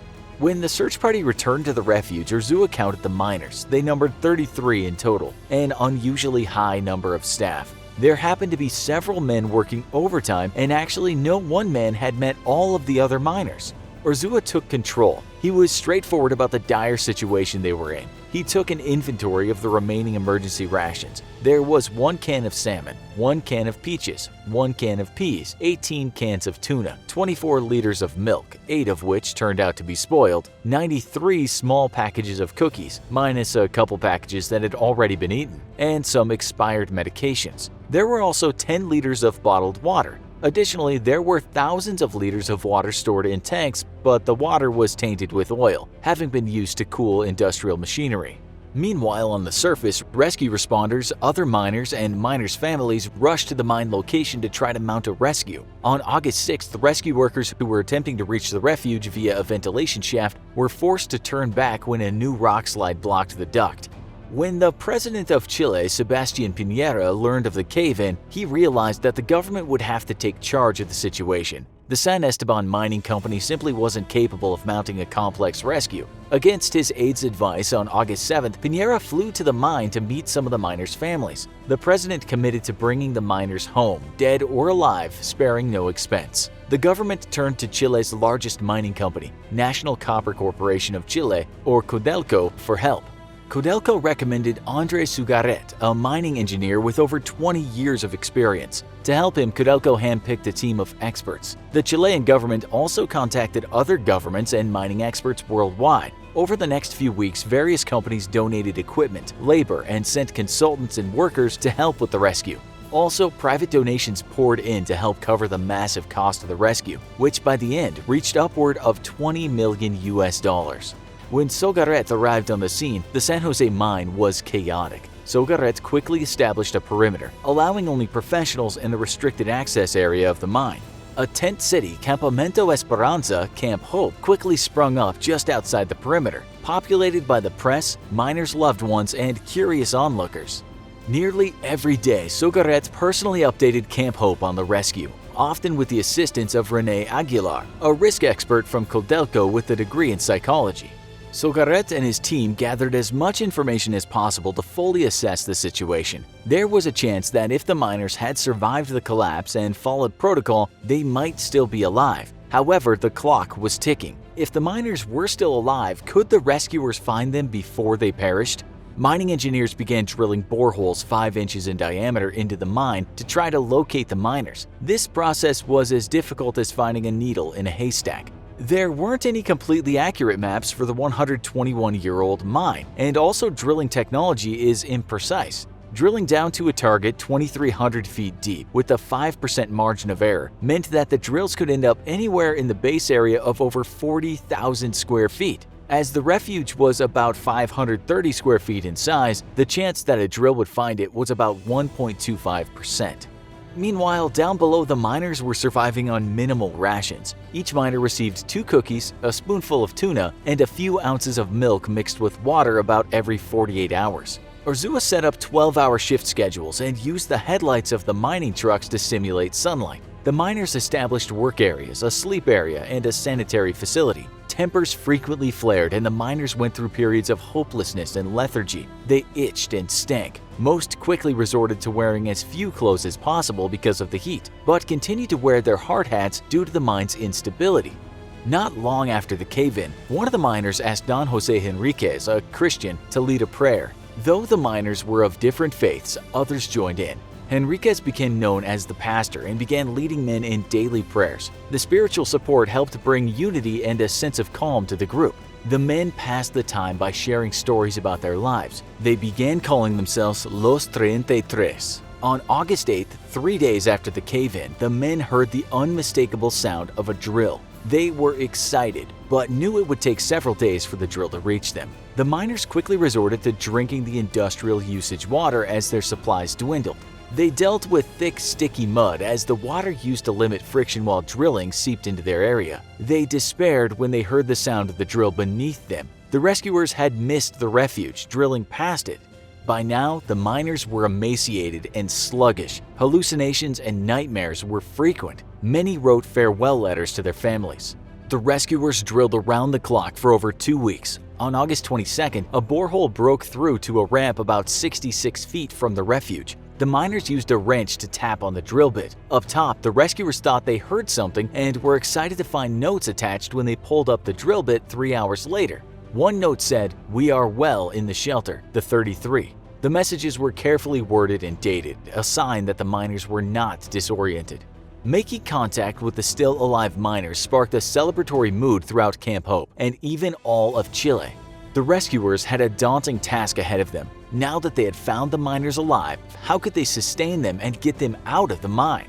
The rescuers quickly sent down a probe with a video camera. Next came a telephone receiver, then vials of glucose gel. Having consulted scientists from NASA who had experience in sustaining humans in the hostile environment of space, the rescuers slowly began to feed the men foods with specific nutrients, gradually increasing portion sizes, allowing for proper recovery. When the boreholes were being drilled, other teams of experts had brainstormed and tested various plans for rescue. None of the ventilation or existing evacuation shafts were considered viable, and they quickly realized that a rescue shaft was going to have to be drilled. It would be slow going through hard rock. The extraction shaft could take weeks, if not months.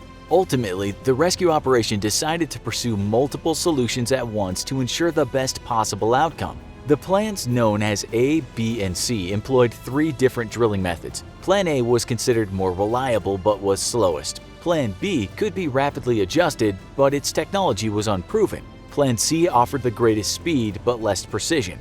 Over the next 52 days, teams A, B, and C worked in parallel to drill rescue shafts. Plan A used a massive Strata 950 raise borer drilling rig to drill and widen a circular hole. Plan B used a Schramm Inc. T130XD air core drill, which implemented cluster hammer technology to widen existing boreholes. Plan C employed a Rig 421 oil drilling rig, which drilled a wide escape shaft in a single pass.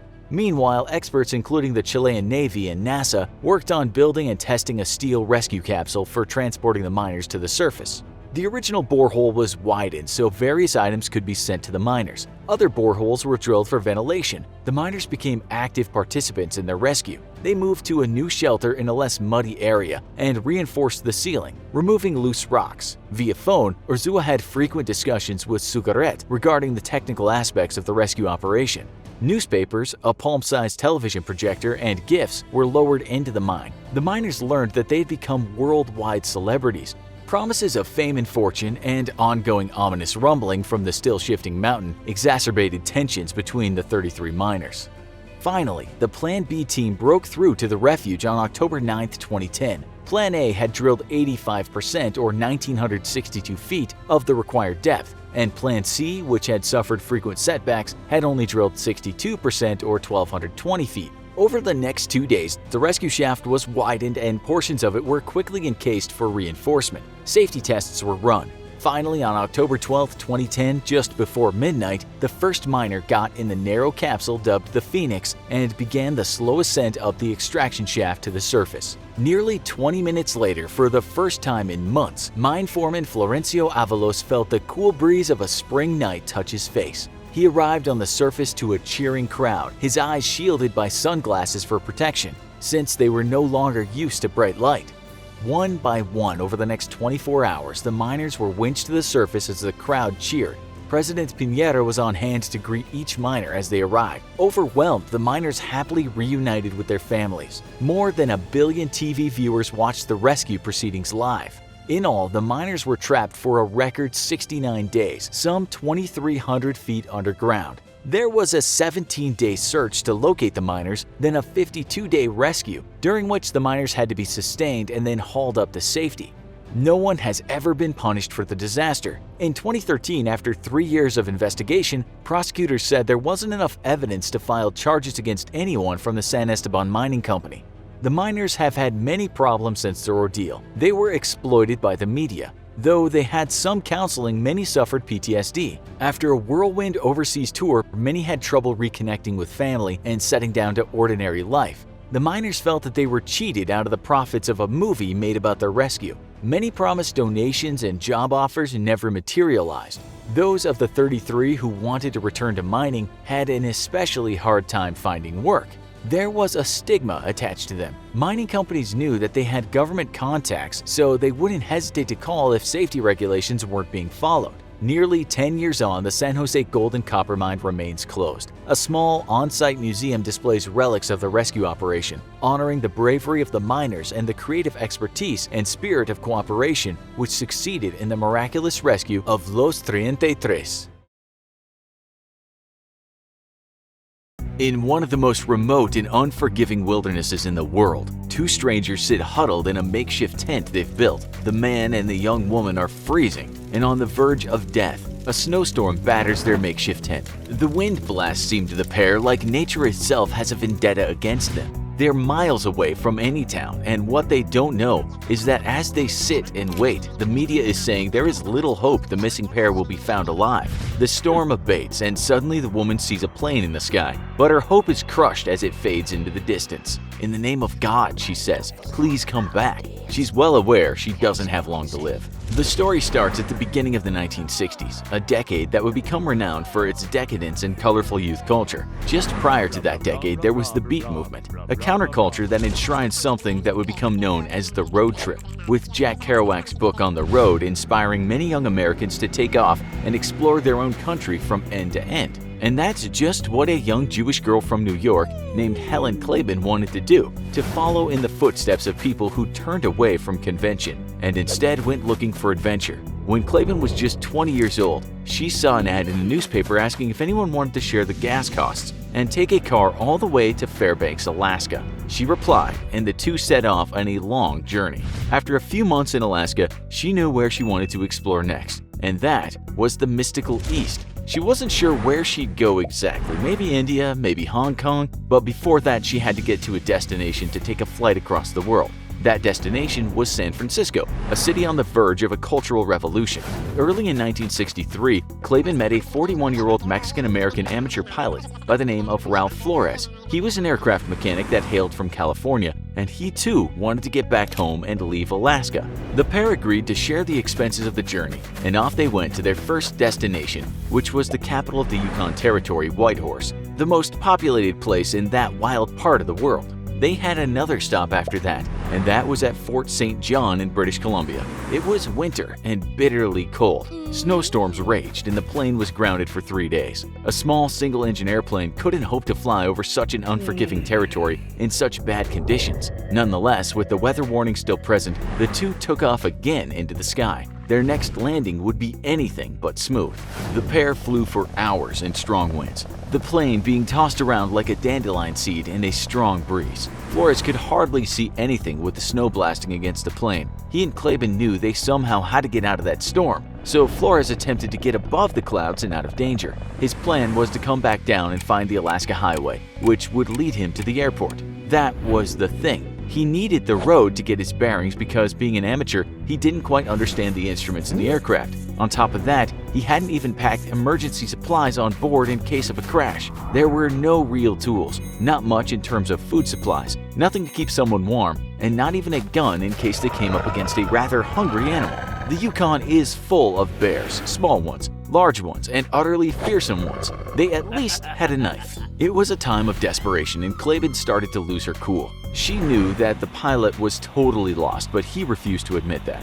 Then she suddenly saw a mountainside and some trees, and she knew they were going to crash. She said to herself, "Okay, Helen, here it comes." And it came with a bang. She closed her eyes and just hoped for the best, and when she opened them, she was alive. The plane had landed at the side of a mountain close to the Yukon-British Columbia border. She had a broken arm, and she had some broken ribs and a fractured jaw. There was nothing but mountains and trees around, and snow covered everything. Just walking around was an effort because the temperature at times would go down to negative 45 degrees Celsius. They huddled in the wreckage of the plane to escape the blistering cold. Frostbite was a certainty in these conditions if they stayed out too long in the open. As days went by, search parties flew over the skies and looked for the pair, but it was incredibly difficult to see anything in between the trees when everything is covered with snow. They literally had nothing to eat after they finished off some cans of sardines, tuna, fruit, and some crackers. There were no supplies at all after that, and they were only 10 days in. The one important thing they could do to survive was to melt snow for water. They had a box of matches and so could make a fire. With both of them in pain from their injuries and without the equipment to hunt, they just sat and waited and starved. Day by day, the pounds came off as their bodies burned their own fat reserves. Flores did try and make something that looked like a slingshot, but it was useless, and he soon gave up on hunting rabbits. They did have another thing though, and in a way you might call that an emergency supply for the religious mind. It was a Bible, something Flores took everywhere with him since he'd converted to the Church of Jesus Christ of Latter-day Saints. He was a devout Mormon. He told Clavin that this crash they'd experienced had some significance in regard to the bigger picture of things. He told her to read the Bible and they would be saved. She had to convert. Each day, they heard planes rumbling overhead, and each day Clavin continued reading the Bible, hoping her devout accomplice was right about his God. He actually told her that if she read the whole thing and then accepted the divinity of Jesus Christ, they would be saved. She wasn't exactly comforted by this and didn't believe him, but hey, there wasn't that much reading material in the middle of nowhere.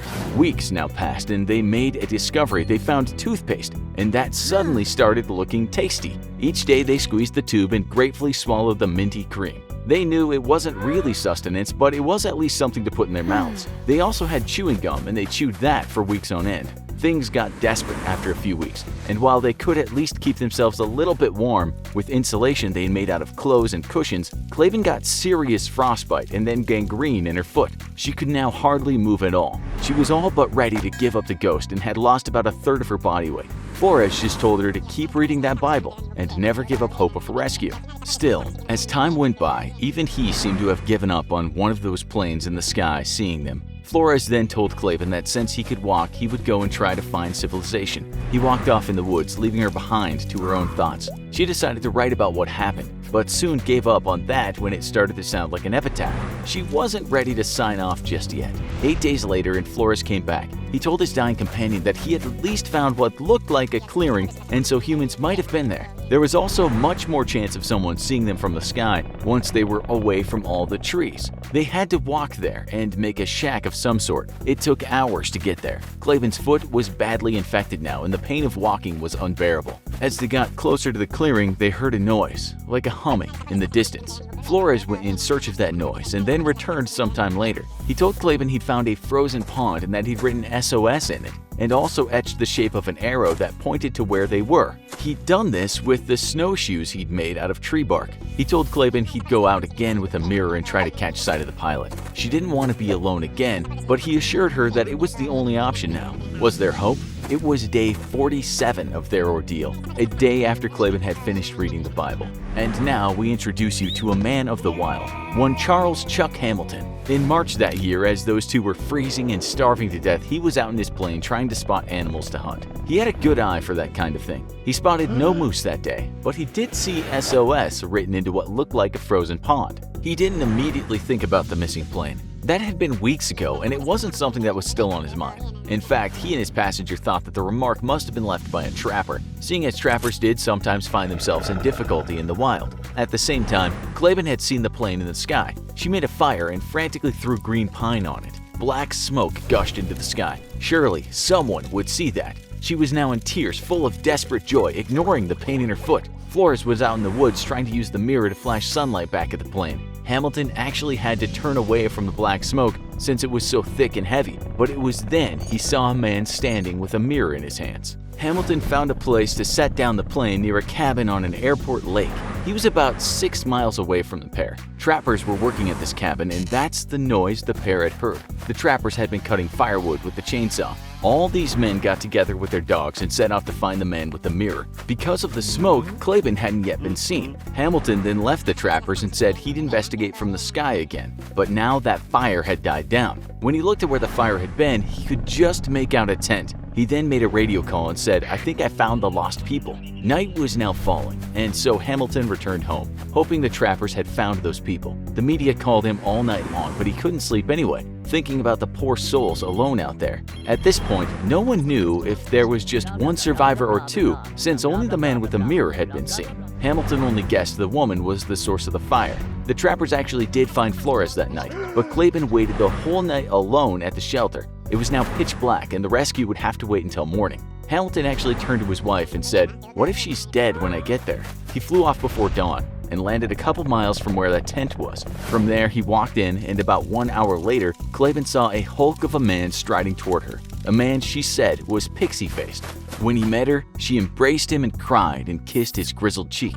The brave woman said she could walk out even with a terribly infected, frostbitten foot. Hamilton responded to that, saying, "If I can carry a moose out of the woods, I can carry you." It took some time, though, walking on snowshoes with a woman on his back. A frail woman, at least, who now only weighed 100 pounds. When Claiborne was finally taken to a hospital, the doctor said she wouldn't have lasted one more night. Had they stayed another night, that SOS in the lake would have been covered. They were discovered in the nick of time. When Claiborne was well enough, she met with a host of reporters, to whom she acclaimed, "Hey, I'm alive!" She was all good except a few missing toes. Claiborne soon went back to Brooklyn, and Flores went home to his family in California. She never did convert and become a Mormon, but she later said the ordeal did make her more spiritual. The experience, she said, helped her to find herself. In an interview, she said most people expect they'd not be able to cope with the crisis, and it was a great experience to find out that I could. Claiborne wrote a book about what had happened and never lost her sense of adventure, traveling through many regions of Asia and Europe and the Americas. She died in 2018, aged 76. Flores was also 76 when he passed away in 1997. So we guess these two had one last experience they could share. The now old Chuck Hamilton left the wilds and moved to Victoria, where he lives today with his family. He keeps a token of the event in his basement, a bit of the wreckage with the serial number N5886. It's early Sunday morning, a beautiful day to be headed out to sea. I'm a South Korean crew member aboard the massive cargo ship, the Golden Ray. While we're capable of taking on all manner of cargo, today we're hauling a load of automobiles and shipping cargo containers, full of all kinds of household and electronic goods. The Golden Ray is massive, the size of a 70-story building, and bigger than the aircraft carriers of World War II. But keeping her afloat is a challenge, and it takes the effort of the entire crew. The distribution of the weight around the ship has to be carefully calculated. Experienced ship captains called the Ray and the ships like her floating shoeboxes, given how very unstable they can become if the ship's load distribution isn't carefully managed. To do this, we assess everything we're taking on before letting a single item of cargo onto the ship, calculating exactly how much our expected load will weigh. Then, with the help of a computer, we plot where to place each item down to the very last car or shipping container. Even a tiny discrepancy in weight could result in disaster. This time around, we were a bit rushed in taking on our over 4,000 vehicles and a smattering of cargo containers, but the crew is still confident we did our jobs well. We're headed out of the port of Brunswick in Georgia and leaving the American East Coast behind. But first we have to cross the St. Simons Sound before making for open water. Hurricane Dorian grazed this part of the coast not too long ago, but the U.S. Army Corps of Engineers performed their usual post-hurricane assessment on the waterway and decided that it was safe for large cargo ships to cross. It's a great relief for me and the rest of the crew, as there's no telling what might happen if we were to strike a bunch of underwater debris. While the ship's thick steel hull would prevent a puncture, we're more worried about the ship's two propellers being damaged. These could take weeks to repair and would be a financial nightmare for the company that owns the ship. After a busy night loading cars and a few shipping containers, though, it's smooth sailing out to open sea. We pass by many beaches and can see the American beachgoers gawking in awe at the size of our massive ship. I always like to watch people as we sail in and out of harbor. Getting to meet new people and experience new cultures is one of the biggest reasons why I became a merchant marine in the first place. Suddenly, though, the ship lists slightly to its side, just a few degrees at first. I feel a bit of alarm rising up inside of me. The waters are calm and smooth. We shouldn't be feeling the effects of the waves at all. Something else must be wrong, I realize. A growing cold feeling of dread sneaking up my spine. As if to reassure my worst fears, the list suddenly grows worse, and what started off as a 2 or 3 degree list is now about 6 degrees. Across the various cargo decks of the ship, I can hear car wheels squealing as they slide across the floor. The brakes are engaged and they've been chocked in place, but the list is too great to resist. As the cars shift to starboard, I know deep down inside that the ship's fate is sealed. The comparison to shoeboxes by other sea captains aren't wrong. Our ship is very wide, and this makes it inherently unstable. It requires the careful pumping of fuel and water in ballast tanks to offset the effects of high seas or sharp turns. But nothing can stop the ship from capsizing if its entire cargo suddenly shifts to one side, as is happening right now. I can hear 16,000 tires screaming as their rubber squeaks across the stainless steel floor. I barely have time to react before suddenly the entire ship lists completely on its side. Furniture and all kinds of items go flying across the room, and I'm slammed into what was formerly the right wall of our engine room. With me are 2 other colleagues, and I watch one of them take a pretty serious blow to the head as he crashes against what was formerly the wall and is now our floor. The waters we're crossing aren't too deep, but deep enough to completely swallow up the golden ray. Escape from the room is impossible, as the door outside leads to a hallway which is now a vertical shaft. There's no windows here in the engine room,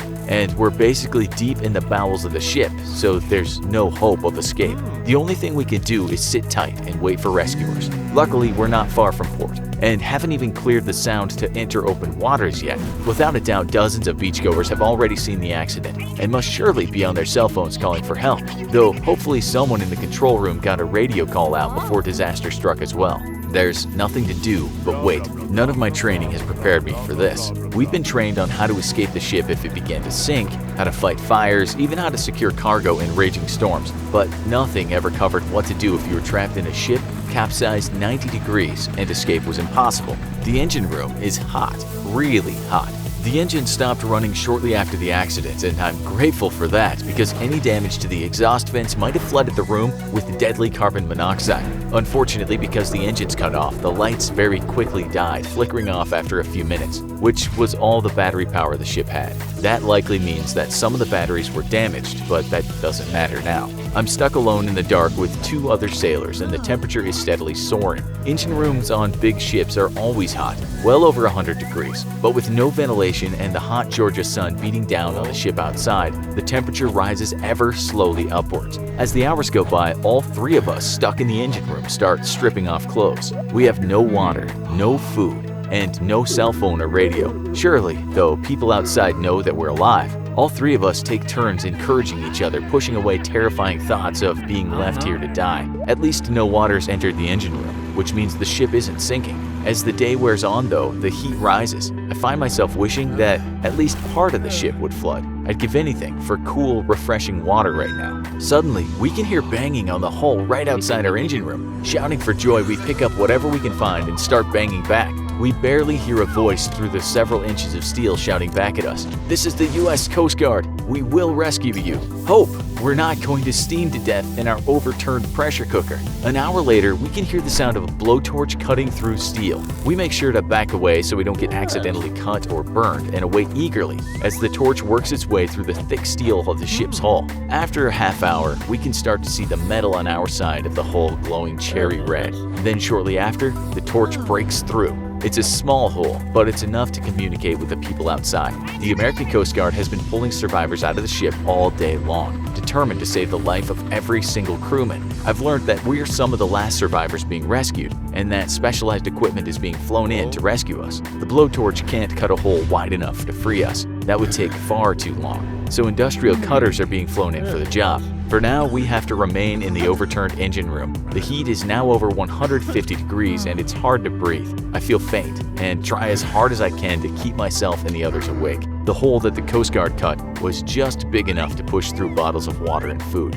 And I didn't realize how dehydrated I was until I drank 2 bottles of water within seconds. I try to pace myself with the rest. I know that heat exhaustion can cause nausea and make you want to vomit the water you drink, which only adds to the dehydration. Right now, it's all about keeping our spirits up and surviving. Nighttime comes, and the Coast Guard officers outside the ship reassure us that they haven't given up on us. Don't give up hope, they tell us, and they push through more supplies. Someone always stays near the hole, so we have someone to talk to. And in the darkness, the voice of a friendly rescuer is enough to keep us going. The next day, just after sunrise, I can hear the sound of what must be the industrial cutters the Coast Guard has been waiting for. Diamond-tipped saw blades start chewing into the hull of the ship, but it's agonizingly slow going. The temperature didn't improve much over the night, and we're all starting to feel the effects of extreme heat exhaustion. Luckily, the Coast Guard keeps pushing through ice-cold bottles of water for us, and the cold water tastes like heaven. Hour after hour passes. The saw's gradually getting closer and closer, but impossibly slow. My head is swimming. The heat is so severe, it's really starting to get to me. I talk with the others and we sing songs to keep alert and keep our spirits up. After a few more hours, the saw blades are so loud that we can't hear each other unless we shout anymore. But at least that means the rescue is close. Finally, it happens. One of the blades cuts through the steel on the wall, and slowly a large opening is cut into the engine room. Coast Guard rescuers are there, waiting for us, helping to pull us out and along the small tunnel they've had to drill through the hull. In moments, I can see light for the first time in almost 2 days, taste fresh, sweet, beautiful air. Behind me, the air venting out of the engine room feels like a blast of a furnace, and the Coast Guard rescuers had to work with ice packs in their pockets just to stand the extreme heat. We are rushed off to the hospital, and later I learned that a 4th crewman was rescued from deeper in the ship. He'd taken refuge behind a blast-proof door, and that required a specialized saw to cut through. In the end, the ship is a total loss along with its cargo, but not a single one of us died, due in no small part to the heroic non-stop rescue efforts of the U.S. Coast Guard. Just outside the front window of the spacecraft, suspended in the black, hung the jewel-like blue-green marble of the Earth. The view was beautiful, amazing, awe-inspiring. But Mission Commander Neil Armstrong didn't have the time to enjoy the view. He was sharply focused on landing the Apollo 11 lunar module, the Eagle, on the moon. There were no second chances. They'd either land, crash, or abort the lunar landing. The Eagle was only 30,000 feet and rapidly descending toward the surface of the moon when suddenly a master alarm rang and the onboard navigational computer flashed error code 1202. On July 16, 1969, Apollo 11 launched from Cape Kennedy, Florida, carrying 3 astronauts: Commander Neil Armstrong, Commander Module Pilot Michael Collins, and Lunar Module Pilot Edwin Buzz Aldrin on a mission to the moon. Once Apollo 11 reached the moon and entered lunar orbit, the lunar module, named the Eagle, undocked from the command and service modules, which formed the Columbia. The spacecraft then made a carefully controlled descent to land on the moon. After the Eagle touched down at 2017 UTC on July 20, 1969, 650 million people worldwide watched their TVs in awe as Commander Armstrong took humanity's first step on the moon. The moon landing has become the stuff of legend, immortalized in photographs and movies. To many, it seemed like the trip to the moon was an amazing success, carried out by brave astronauts with ease. However, behind the scenes, Mission Control in Houston and the astronaut crew had to troubleshoot various hazards in real time throughout the historic mission. Here are 7 different ways the astronauts of the Apollo 11 mission almost didn't make it home. Number 1. Imagine being crammed into a tiny spacecraft with only 160 cubic feet of livable space, 7.5 minutes from the surface of the moon, and your navigational computer throws up an unknown error code. That's exactly what happened. Armstrong was preparing to land the Eagle on the moon when the Apollo guidance computer, the AGC, suddenly displayed error code 1202. The AGC was a technological marvel for its time. It was fairly compact, weighing only 70.1 pounds and requiring 70 watts at 28 volts DC. The computer was central to the mission, especially landing. Among other tasks, it managed navigation, velocity, altitude, and engine performance data. It also constantly adjusted the abort trajectory, prepared to shoot the crew back into orbit should something force an abort. Neither Armstrong nor his co-astronaut Aldrin knew what error code 1202 was. He had never even seen it during the many simulated moon landings he had done during training. Armstrong alerted Houston and they told him to ignore the error code and proceed with the mission. The computer system ended up triggering error code 1202 a nerve-wracking 4 times and 1201 once. As it turns out, the computer was being overloaded with too many commands from a radar system and was running out of memory. Number 2. Around the same time that the navigational computer was flashing overload error codes, the astronauts had another serious problem on their hands. About 9 minutes before the Eagle was set to touch down on the surface of the moon, Armstrong realized that they were going to overshoot their carefully chosen landing site. He estimated they'd miss by approximately 3 miles, which was a good guess. They actually missed it by 4. When the Eagle undocked from the Columbia, unvented residual pressure inside the tunnel that connected the two spacecrafts gave the Eagle an additional boost as it separated. Though slight, the extra push put the Eagle out of range of the desired landing site. The moon is covered with craters and rocks, and the planned landing site was relatively smooth. Worse yet, the lunar module was burning fuel quicker than expected. Soon, Houston alerted the Eagle that they only had 60 seconds of fuel left before they'd have to abort the mission. The spacecraft careened, skimming over the lunar terrain at 34 miles per hour. The descent engine kicked up dust from the surface, making it hard to see. With less than 30 seconds of fuel left in the tank, Armstrong landed the Eagle into a fairly smooth-looking area. The blue contact light on the console came on. Then Armstrong said the phrase that's now been committed to history: "Houston, Tranquility Base here, the Eagle has landed." Number 3. Not long after the Eagle landed on the moon, another problem began to develop.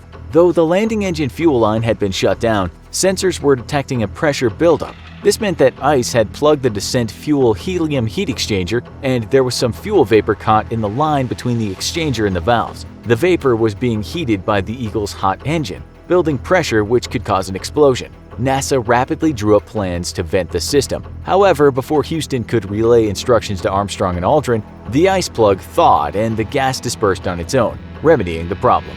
Number 4. Another hazard that could have prevented the astronauts from successfully completing their mission to the moon and returning home was simply an unknown. NASA didn't know how stable the surface of the moon was. The Eagle being able to land firmly on Tranquility Bay was a good sign. However, did a thin layer of moon dust cover jagged shards of rock that could cause an injury to the lander or astronauts? Although the Surveyor landers and other previous robotic missions had studied the lunar surface, it wasn't until Armstrong's iconic footstep onto the gray moon dust that NASA was sure the surface would support EVA, or extravehicular activity. As it turns out, lunar dust is dangerous, mainly due to its abrasiveness. Lunar dust has been created over billions of years by meteorite impacts. However, the moon lacks processes that would grind down these tiny particles into smoother shapes. Astronauts from various missions report tiny shards of rock permeating lunar module interiors, jamming zippers, and even penetrating layers of protective spacesuit material. Lunar dust travels ballistically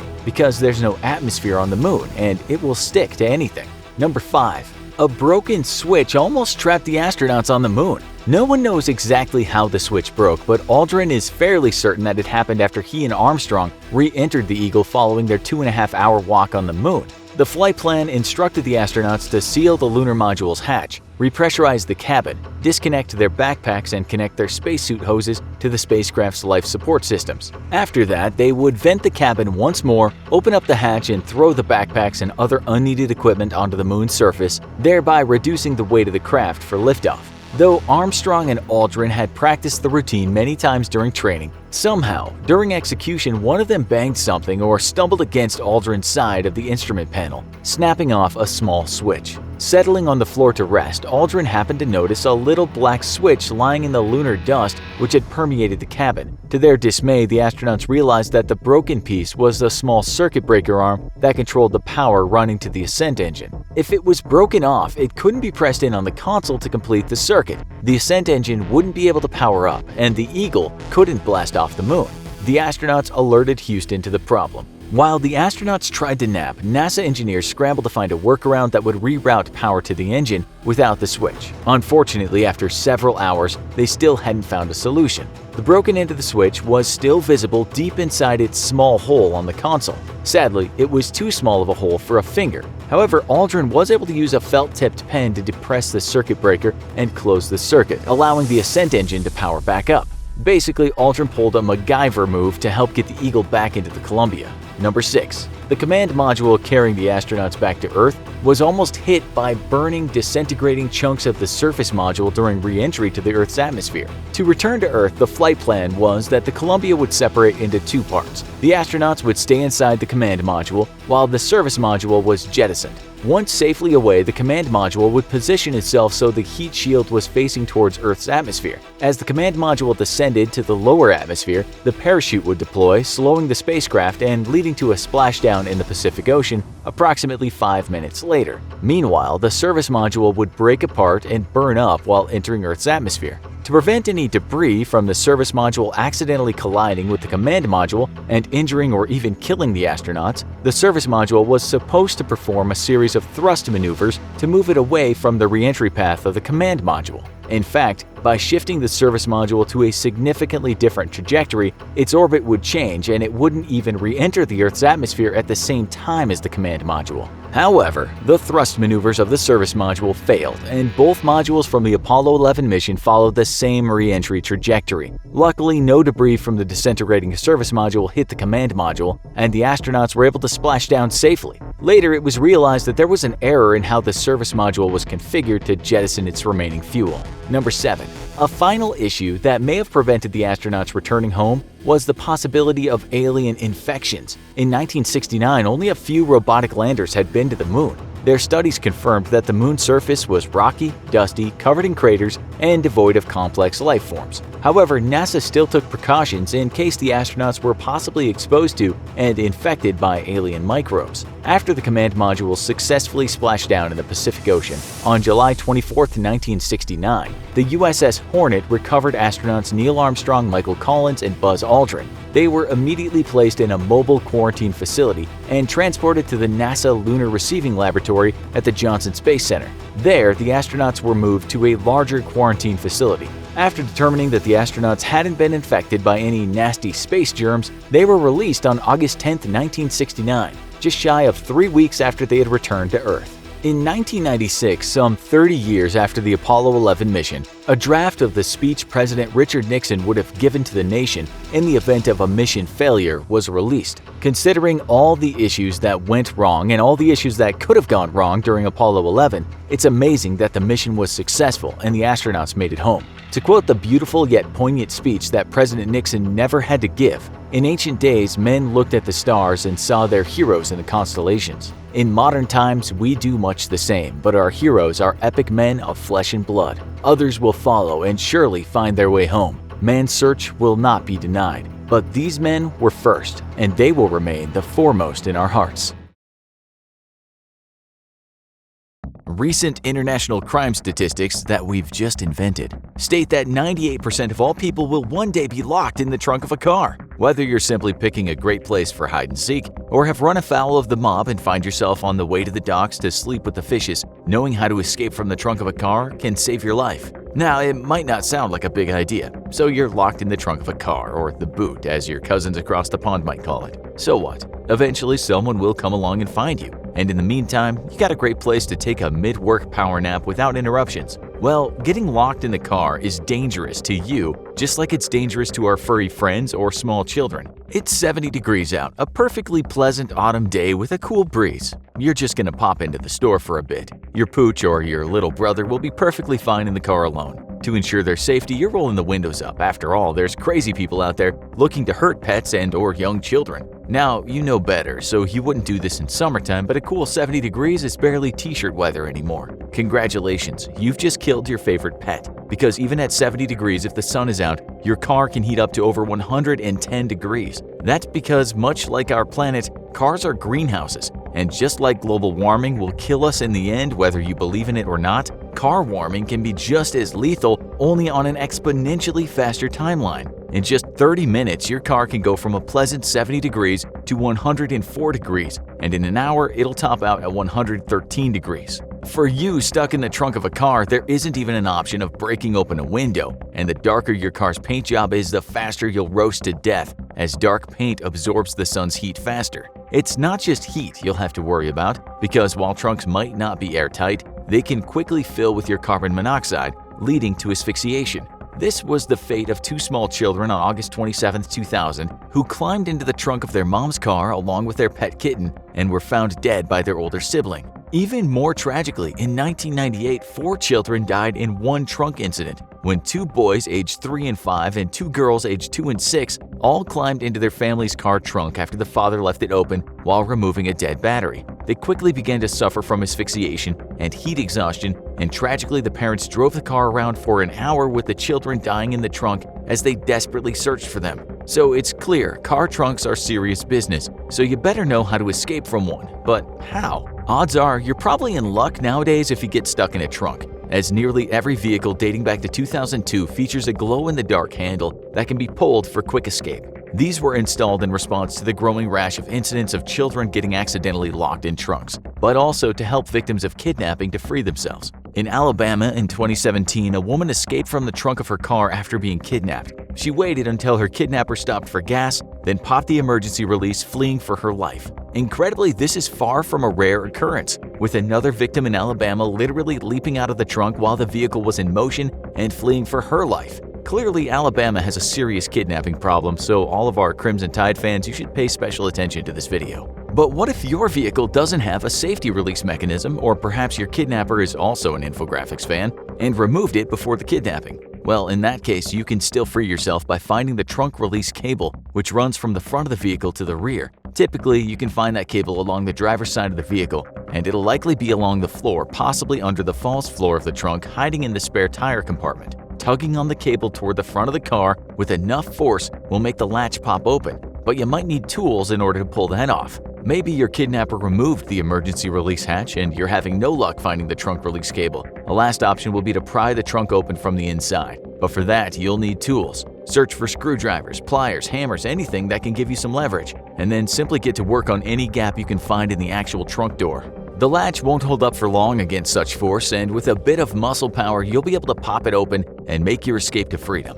What if the trunk is a no-go though? You can't find tools, or you've pried and no luck. Well, you're not helpless yet. It's time to start thinking about exiting the trunk through the car itself. Brace yourself and begin kicking the back seats. Most cars have the back seats that fold down so you can fit long items inside the trunk, and the switches that hold the seats in place are nothing more than plastic. A minute or two of strong kicks will bring the seat down, and you're one step closer to freedom. Of course, that's probably not wise if your kidnapper is still in the car, in which case you're gonna have to forget about escaping and start thinking of ways to get noticed. Feel around for the wires that run to the brake lights and push against them. With enough force, you can pop the brake light off and stick an arm through the hole, signaling to bystanders that you need help. If you can't force the light out entirely, then rip the wires out. By doing so, you increase the odds that a law enforcement officer will spot the vehicle and pull it over for faulty brakes. Lastly, if all of the above fails, it might simply be best to make as much noise as you can every time the vehicle comes to a stop. Sure, your kidnapper may threaten you with violence if you don't shut up, but let's get serious. Nobody throws another person in the trunk of a car because they're taking them for ice cream.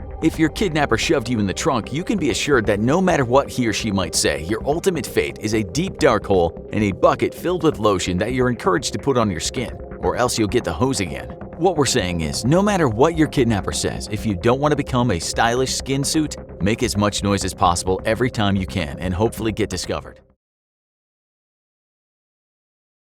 It's the perfect day to spend at an amusement park. The sun is shining, your whole day is wide open, which means you and your 3 friends can spend a whole day riding the rides. You've eaten some cotton candy, taken a spin on the tilt-a-whirl, and now you're ready to brave the park's top attraction, Dragon's Peak.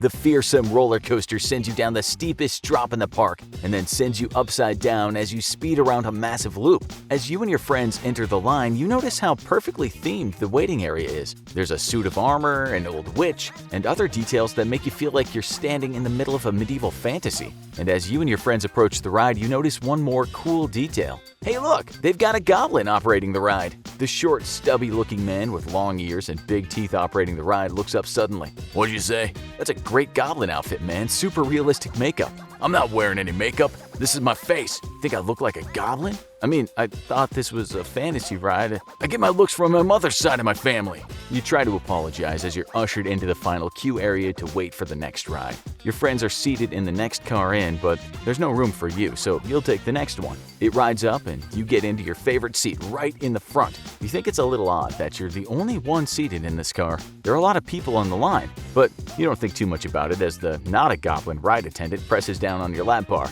securing you in the seat. He smirks at you as he presses the button, and you're off. The ride is as exciting as you heard. You're sent shooting up a hill, down a massive drop, and into the first loop. You sail into the incline, turn upside down, and stop. It takes you a second to realize this isn't part of the ride, but your car isn't moving, and you're hanging upside down over 100 feet above the park. What are you gonna do?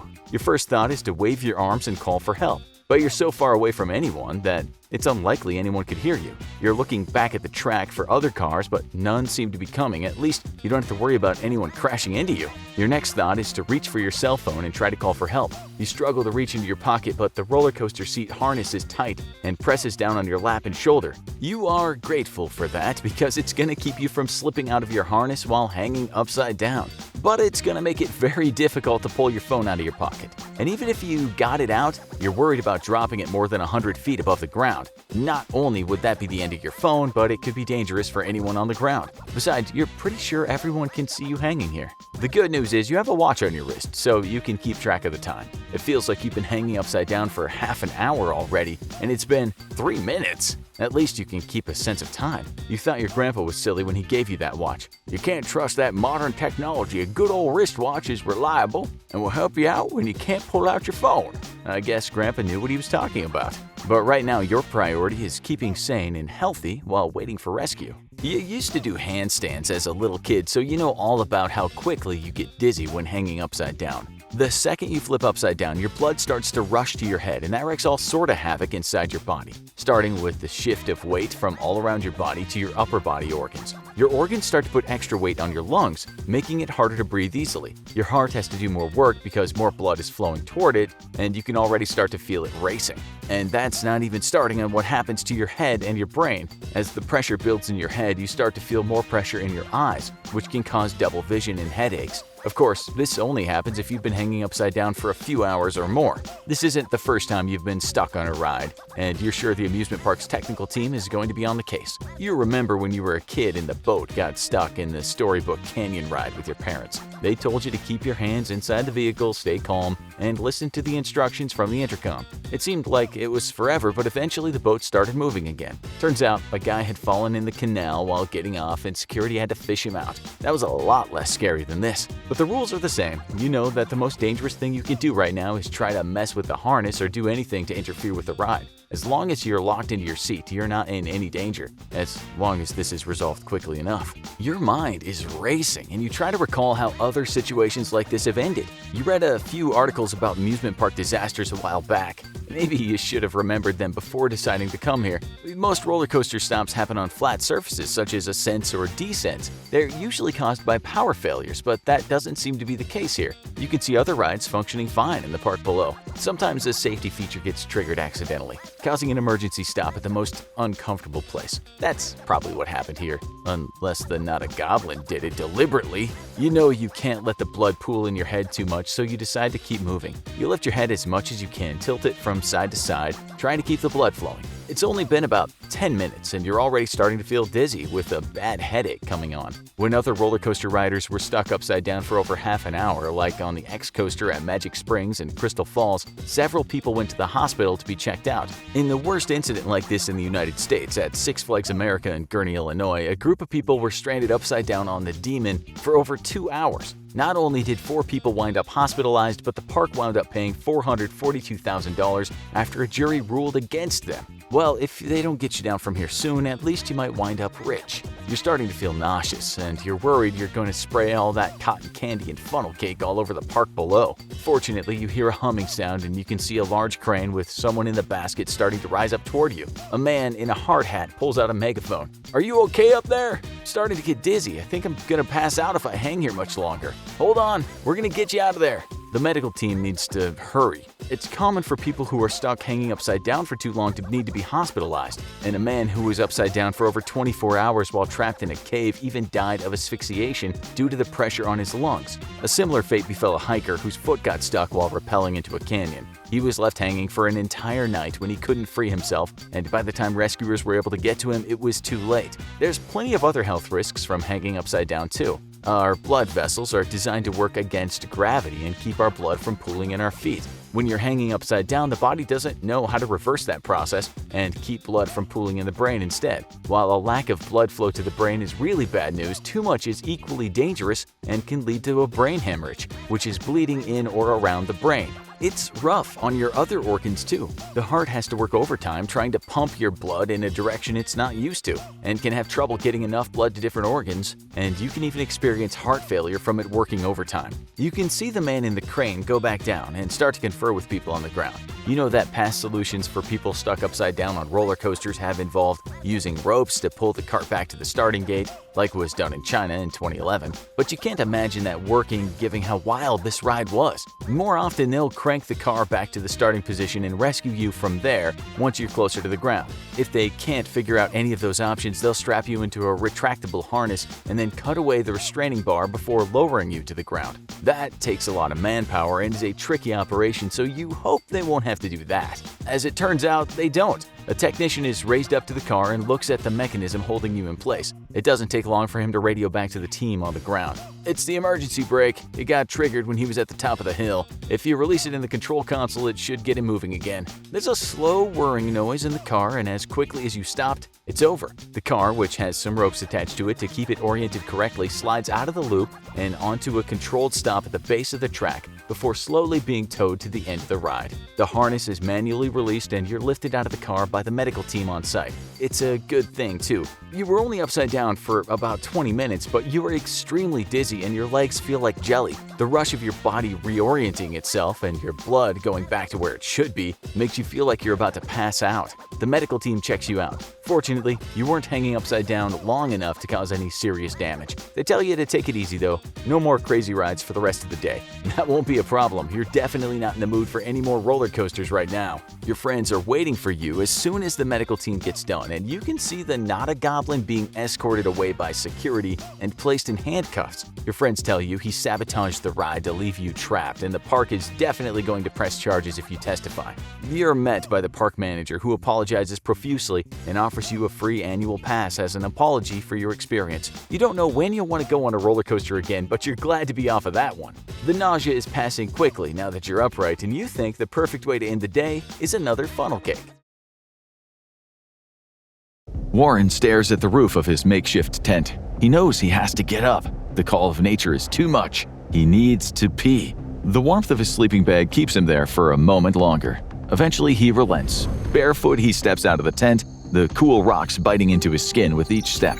He wants to get far from the creek that trickles by his campsite, keeping the water pure and untouched. He eyes the granite bank nearby, spotting a fissure that might give him a solid handhold. He takes a breath, bracing himself as he begins to climb. Suddenly, two piercing sounds shatter the stillness of the Australian night. The first, a massive boulder tumbling loose, its echo booming against the rocks. Next, the sickening crack of Warren's pelvis as the boulder slams down, pinning him to the earth. Pain erupts in his body, crippling him, but the agony is only just starting for Warren. Hinchinbrook Island, Australia, April 1997. 32-year-old Warren McDonald walks along the rugged but breathtaking coastline of Hinchinbrook Island. The remote island, accessible by ferry once a day, is popular with backpackers for its untamed, lush rainforests and scenic beaches. For the past 2 days, Warren's been immersed in the island's wilderness, with long hikes by day and nights spent under the stars. On the third day, Warren arrives to Little Ramsey Bay campsite. There, he meets Geert van Kolen, a Dutch artist, sitting naked on the sand except for a headband. Geert is completely absorbed, sketching the ocean scene before him. Warren and Geert hit it off. Geert asks Warren and another backpacker if they want to hike to the island's highest peak, Mount Bowen. There they can gaze on the incredible views of the island and beyond. The other hiker declines, but Warren agrees. Wednesday, April 9th, 7:30 a.m. Geert and Warren set out for Mount Bowen early the next morning. The hike should take 6 to 7 hours, but soon the terrain turns treacherous. The faintly marked path winds along a rocky creek bed, making each step a challenge. Geert struggles, but Warren, being very fit, nimbly hops from one slippery rock to the next. They press on for hours, pausing only to grab a quick lunch and cool off beneath a waterfall. By late afternoon, they expect to be nearing the summit, but Mount Bowen's peak still looms far above them. That evening, Warren and Geert set up camp on a large flat rock beside a shallow creek. Over dinner, they agree to turn back in the morning. Neither has enough time left on their trekking permits to push toward the peak. The pair settle down to sleep, but soon Warren awakens. He needs the toilet, so he clambers out of his sleeping bag. The bush surrounding the camp is thick and coarse, so Warren crosses the creek and heads for higher ground. He scrambles up the bank, searching for handholds. Suddenly, he looks up. A refrigerator-sized rock tumbles out of the darkness, heading straight for him. The rock slams Warren back down into the creek, pinning his legs and shattering his pelvis. Geert is jolted awake by Warren's agonized screams, shattering the tranquility of the night. Still half asleep, he stumbles toward the sound, sweeping his flashlight over the ground in a frantic search. When the beam lands on Warren, Geert's stomach drops. Warren is trapped on the creek bed, a massive boulder crushing him. Both men desperately press against the boulder, straining to shift its weight, but it doesn't budge. After several minutes of futile effort, Warren urges Geert to find a branch to use as a makeshift lever. Just as Geert starts searching, a light drizzle begins to fall, soaking the rocks and making their task feel even more impossible. Warren waits in the dark, his eyes fixed on the narrow beam of Geert's flashlight as he fights to control his breathing and stay calm. Branch after branch snaps under the weight of the boulder. At one point, they manage to shift the rock slightly, but that only causes it to further settle on Warren's upper thighs. Each attempt to move the boulder grinds it deeper into Warren's legs, sending fresh waves of pain through his body. The rain turns into a downpour, and they have a new worry. The creek is rising. Water already laps at Warren's waist, turning their struggle into a race against time. If they don't free him soon, he could drown. Geert, fearing the cold will worsen Warren's chances, hurries to fetch a jacket, which Warren fumbles to pull on with numb fingers. Desperately, he rubs his hands together, trying to keep them warm. Realizing that none of the dead branches are strong enough, Geert uses his Swiss Army knife to saw down a green sapling. In his haste, he accidentally slices his fingers. He tries to use the sapling as a lever, but it fails too. For nearly 4 hours, they struggle to move the rock off of Warren. With exhaustion settling in, Warren utters the unspoken fear that they have been avoiding. Geert has to leave him and hike down the mountain for help. At first, Geert protests, unwilling to abandon his friend, but he knows it's their only chance. With a heavy heart, Geert reluctantly agrees. Hiking down the mountain in the dark is too risky, so they decide Geert will leave in the morning. It'll take him 8 hours to reach the campsite at Little Ramsey Bay. If they're lucky, Geert might meet other hikers who can raise the alarm and help free Warren. But all they can do now is wait until first light. Geert lies down and tries to rest, but he can't. He is racked by guilt and worry. Periodically, he calls out to Warren to make sure he's still alive. The rain eases, and the danger of rising water lessens, though it doesn't disappear entirely. Warren can still hear the torrent of rushing water upstream. Thursday, April 10th, dawn. As dawn breaks, Geert starts to pack up his and Warren's gear. In 3 plastic bags, he puts a torch, clothing, insect repellent, a toothbrush and toothpaste, a first aid kit, food, a plastic mug, a blue tarp, and Warren's diary with a pen. He places the bags on the boulder, within Warren's reach. Geert threads a cord through the bags and ties it around Warren's neck. If the water rises, the provisions won't be swept away. Geert piles up rocks and lays his camping mattress over them, creating an improvised backrest for Warren. He also builds a small retaining wall of rocks on Warren's side to offer some protection against rising water. The goodbye is awkward. Warren reassures him he can last the night alone, but not much longer than that. He is counting on Geert. Geert kisses his new friend on the forehead, puts on his pack, and leaves. Geert spends the entire day hiking down the mountain. The going is tough. He slips and falls on the steep, slippery descent. The plastic raincoat he's wearing makes him sweat, forcing him to take frequent water breaks. However, it offers some protection from the sharp leaves and thorns that line the path. In his pack, Geert carries Warren's address book, carefully wrapped in plastic. Before he left, Warren asked him to contact his father if he didn't make it. Rain falls intermittently, but Geert pushes on. When the creek becomes too dangerous to walk in, he moves through the dense rainforest, forcing his way through the brush and undergrowth. Using his Swiss Army knife, he hacks at the vines and branches blocking his path. Whenever Geert feels like he can't go on, he glances down at the purple hiking socks he put on before leaving. Warren's socks. They lift his spirits, a reminder of what's at stake. As he continues his descent, Geert stumbles into a nest of stinging green tree ants. The ants instantly swarm under his raincoat and shirt, biting and ripping at his skin. Desperate, Geert drops his pack and dives into the nearby rock pool to wash them off. Back at the creek, Warren is alone, with nothing but pain and his thoughts. He rides an emotional roller coaster, swinging between misery and hope. One moment he believes Geert will make it, find help, and he'll be okay. The next he worries he'll lose a leg, or worse, die alone. Warren uses the mug to drink directly from the water around him. Even though he doesn't feel like eating, he snacks to keep his energy up. Warren tries to write in his diary about what's happening to him, but it only makes the reality of the situation worse. Later, he notices a patch of water near his right foot, swirling red with blood. He realizes he hasn't felt his foot since the accident, and a wave of dread washes over him as he looks down. A yabby, a freshwater crayfish, is nibbling on his foot. Warren grabs a stick, weakly swatting at the crustacean. With steady patience and effort, he manages to spear it. Around 4:30 p.m., Geert arrives at the Little Ramsey Bay campsite. It took Warren and Geert about 8.5 hours to get to their campsite on Mount Bowen. The return journey took about 11 hours. Geert tosses down his pack, peels off his ripped and tattered clothes, and walks straight into the ocean. The salt stings his scrapes, but the cool water is a relief, easing his battered body. Afterward, he examines his bruises and carefully bandages the worst wounds. He tries to eat, but exhaustion overwhelms him, and he ends up vomiting. Using dried palm leaves and driftwood, Geert builds a fire, hoping its smoke might attract attention. He sets up camp for the night, knowing there is no point going any further. The ferry won't arrive until tomorrow.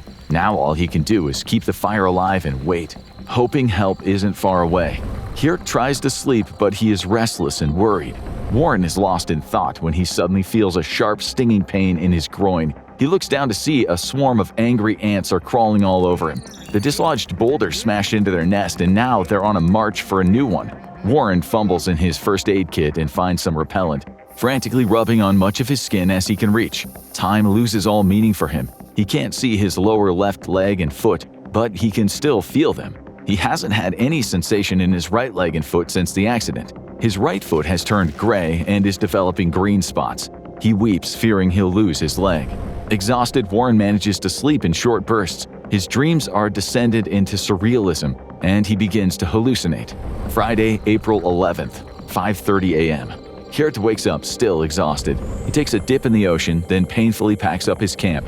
After a few hours of walking, he arrives at the jetty just around 10 a.m. The ferry hasn't arrived yet, and two backpackers from Queensland are waiting. Geert hoarsely recounts Warren's situation to them. The hikers help him build a bonfire on the beach. They deliberately toss plastic into the flames to make thick black smoke. They also write an SOS message in big letters in the sand. When it arrives and the passengers disembark, the ferry operator quickly takes Geert out to the open water. It's the only place his radio signal is strong enough for a mayday call, but the signal fails. For the next half hour, they navigate through the mangroves, eventually finding an old crab fisherman who has a more powerful radio. After several attempts, the fisherman gets through, reaching the Hinchinbrook Resort, a barrier reef retreat nearby. The resort relays an emergency call to the Queensland Rescue Helicopter Base in Cairns, where the crew leaps into action. At around 2:30 p.m., the ferry operator leaves Geert on the beach to wait, alone and anxious. Hours pass by until around 4:30 p.m., Geert spots a helicopter in the distance, heading toward Mount Bowen. He watches as it circles the mountain before it descends to the beach to pick him up. Geert directs them to the area where Warren is located. For several minutes, everyone aboard the helicopter scans the green canopy until one of the crew spots a blue tarp being waved. Warren is still alive, barely. The crew notes the coordinates of Warren's location before the helicopter turns back, dropping Geert off at Ramsey Bay. It then heads to the mainland to refuel and gather supplies for the rescue. Crewman Daniel Portefeuille realizes they'll need heavy hydraulic lifting equipment to free Warren from the boulder. He contacts the local airport fire department, who immediately dispatches an officer with the necessary tools. About 30 minutes later, the helicopter returns fully equipped, and Warren's rescue begins in earnest. Rescue crew members rappel down from the helicopter and hike to Warren to assess the situation. Dr. Chip Jaffers is surprised to find Warren still alive, let alone lucid and able to answer questions. He quickly takes Warren's pulse, administers morphine, and hooks him up to an IV. The helicopter makes several trips to move rescuers and equipment to Warren's location. It takes around 2.5 hours for the rescuers to set up hydraulic lifting equipment and move the rock off of Warren. Throughout this time, he fades in and out of consciousness. Just before they lift the rock, Dr. Jaffers gives Warren a shot of adrenaline to get his heart racing. Toxins and potassium that have built up from the necrotic tissue in Warren's legs are about to flood the rest of his body once the pressure is relieved. Warren is secured in a helicopter and airlifted to the mainland. He arrives at a hospital in Cannes at 8:39 p.m. Friday. The team of doctors and nurses awaits him. He's in critical condition, suffering from shock, and his legs have been without circulation for nearly 48 hours. Surgeon Bill Clark explains that Warren's legs are damaged beyond repair. They are going to have to be amputated. It's his professional opinion that Warren will not survive the night if they don't remove the necrotic tissue as soon as possible. Warren is in despair, but gives his assent for the operation. By 2:30 a.m. on Saturday, both of Warren's legs have been amputated at mid-thigh. Several months and multiple surgeries later, Warren recovers. The loss of his legs is hard to bear, but he decides that the amputation will not stop his active lifestyle. 10 months after the accident, Warren climbs Tasmania's Cradle Mountain using a modified wheelchair and the seat of his pants. A year after conquering Cradle Mountain, he climbs Federation Peak, also in Tasmania. In February 2003, Warren becomes the first double above-knee amputee to summit Africa's tallest peak, Mount Kilimanjaro in Tanzania, using specialized climbing prosthesis. Warren is now a motivational speaker and explorer. He and Geert remain close friends, their lifelong bond forged in adversity. They periodically meet up to explore the great outdoors together. Unless you're in the medical field, you might not be familiar with the term iron lung. In fact, we're willing to bet that some of you might hear that phrase and instantly think of that indie horror video game where you play someone trapped in a submarine. But in the medical world, this has a completely different meaning. Now, of course, nobody gets put in an iron lung for no reason. It's not exactly a pleasant experience for patients who require this kind of ventilation treatment. Iron lungs themselves are like large person-sized canisters designed to help someone breathe if their muscle control has been lost. As you might already know, the process of filling the lungs with oxygen and expelling carbon dioxide requires the contraction of several muscles throughout the human body. You don't just need lungs and clear airways to breathe. And unfortunately, some infections out there can prevent the muscles from performing in the way that's needed for a person to successfully breathe. And as you can probably imagine, it's a pretty dangerous state to be in, so that's where an iron lung comes in. Or at least, that's where iron lungs used to come in handy. Nowadays, the large, cumbersome breathing machines have been rendered mostly obsolete as medical technology, especially ventilators, have advanced. However, recently during the 2020 pandemic, some places saw a renewed interest in the device. Iron lungs were thought to be potentially a cheaper alternative to more modern ventilators, especially during the times when there were higher numbers of patients in need of treatment for COVID-19, but fewer ventilators available to meet the demand. But what was it actually like being inside one of these medical contraptions? Just taking a look at the large, cumbersome coffin-like cabinet doesn't conjure up any ideas that it was a fun time. But to give credit where credit is due, the use of the iron lung saved a lot of lives in the first half of the 20th century. You see, it was during this time that the iron lung was developed as a way to help treat symptoms of another life-threatening infection, polio.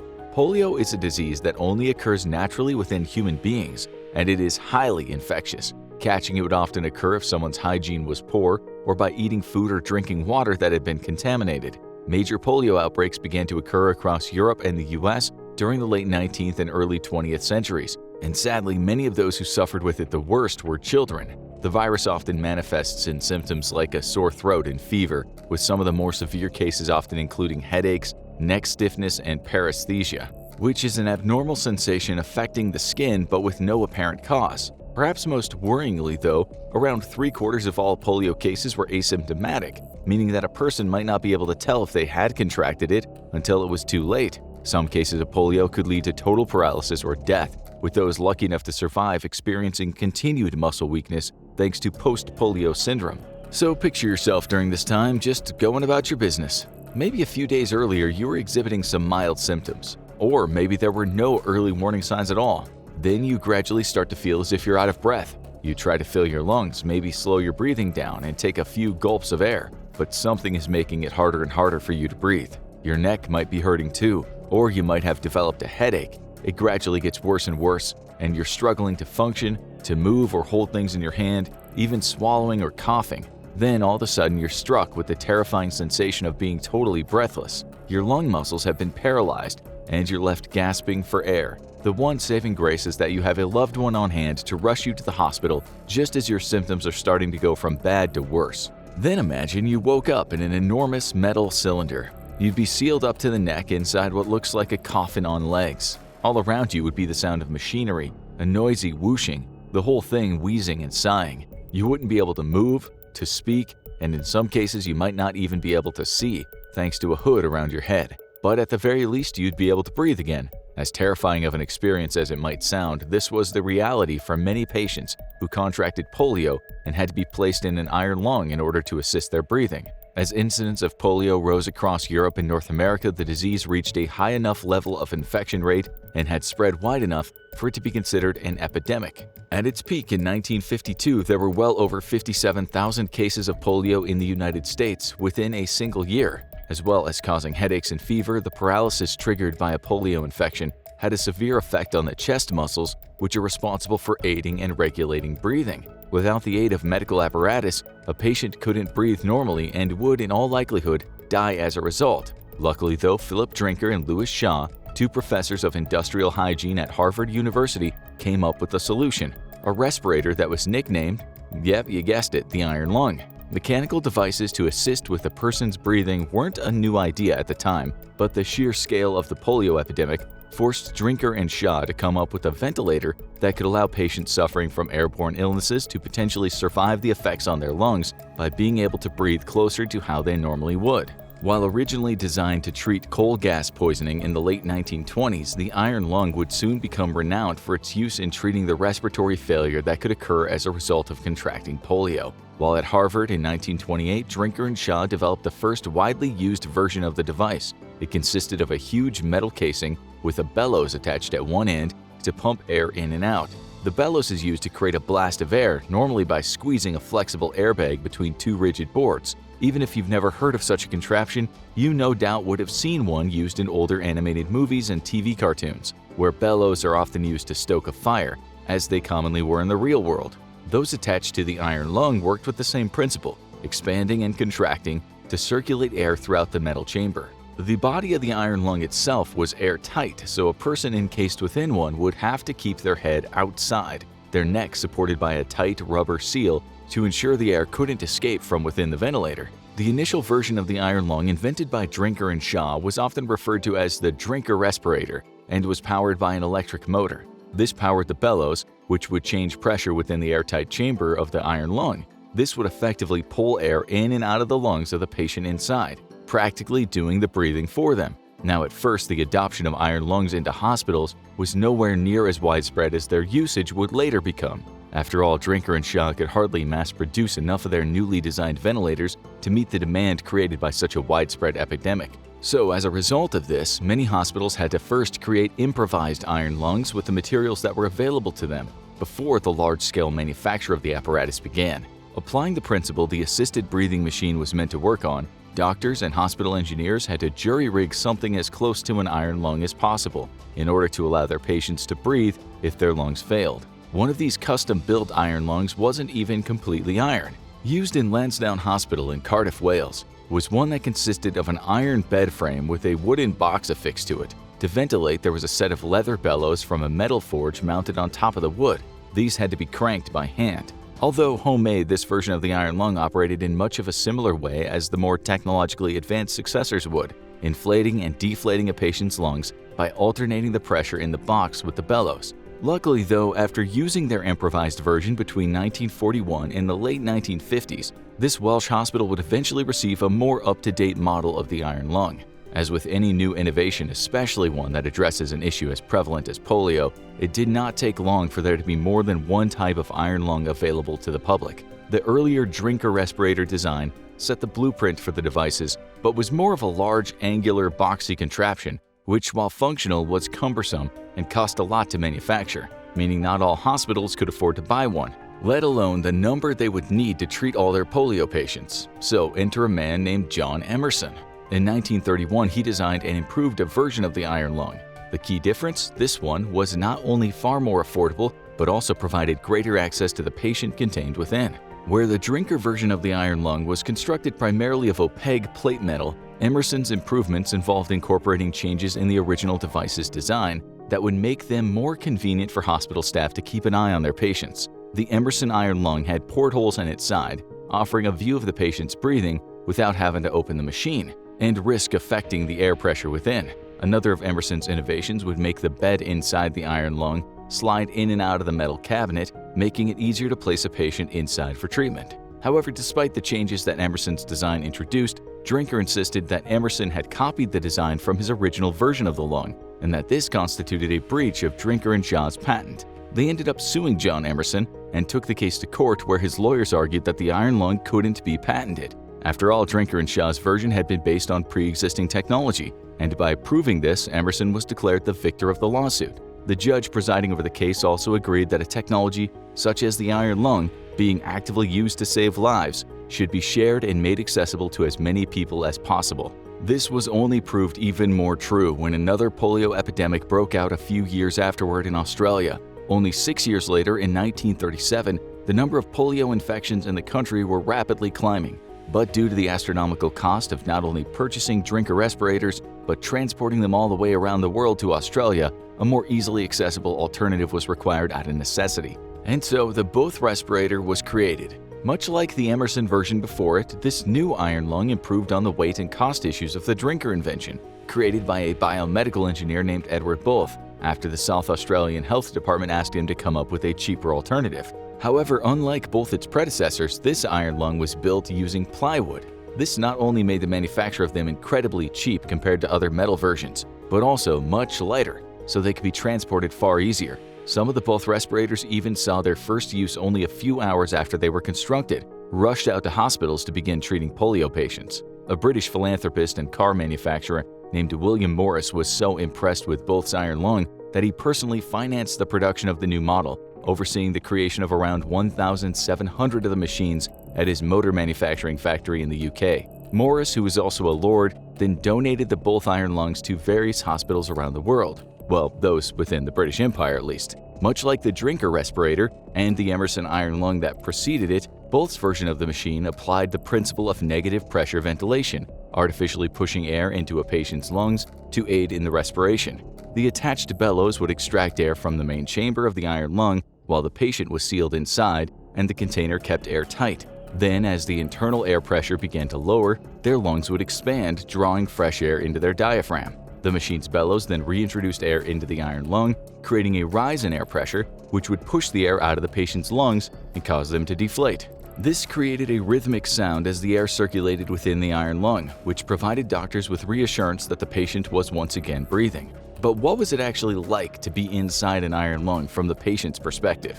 We've explained the science of how an iron lung functioned and even some of the history behind its development, and why it saw a rise in usage thanks to the polio epidemic. But for those who found themselves needing to be placed inside an iron lung, the experience could be bewildering, unfamiliar, and even downright frightening for some, especially for the number of young children who were unfortunate enough to contract polio. And that was just what the experience of receiving treatment could be like. And if that wasn't enough, the point at which many patients were placed within these cumbersome ventilators was usually when their polio was causing them intense pain and even delirium, thanks to their inability to breathe, causing a lack of oxygen to the brain. This was the reality for one such patient, a man named Paul Alexander. In 1952, at the age of only 6, Paul contracted polio, and the virus would ultimately leave him paralyzed for the rest of his life. During the polio epidemic, most businesses had been shut down, particularly those that encouraged large groups of people to inhabit the same space, whether sealed indoors or staying outside but remaining close together. If you have any vivid memories from the initial COVID-19 lockdowns,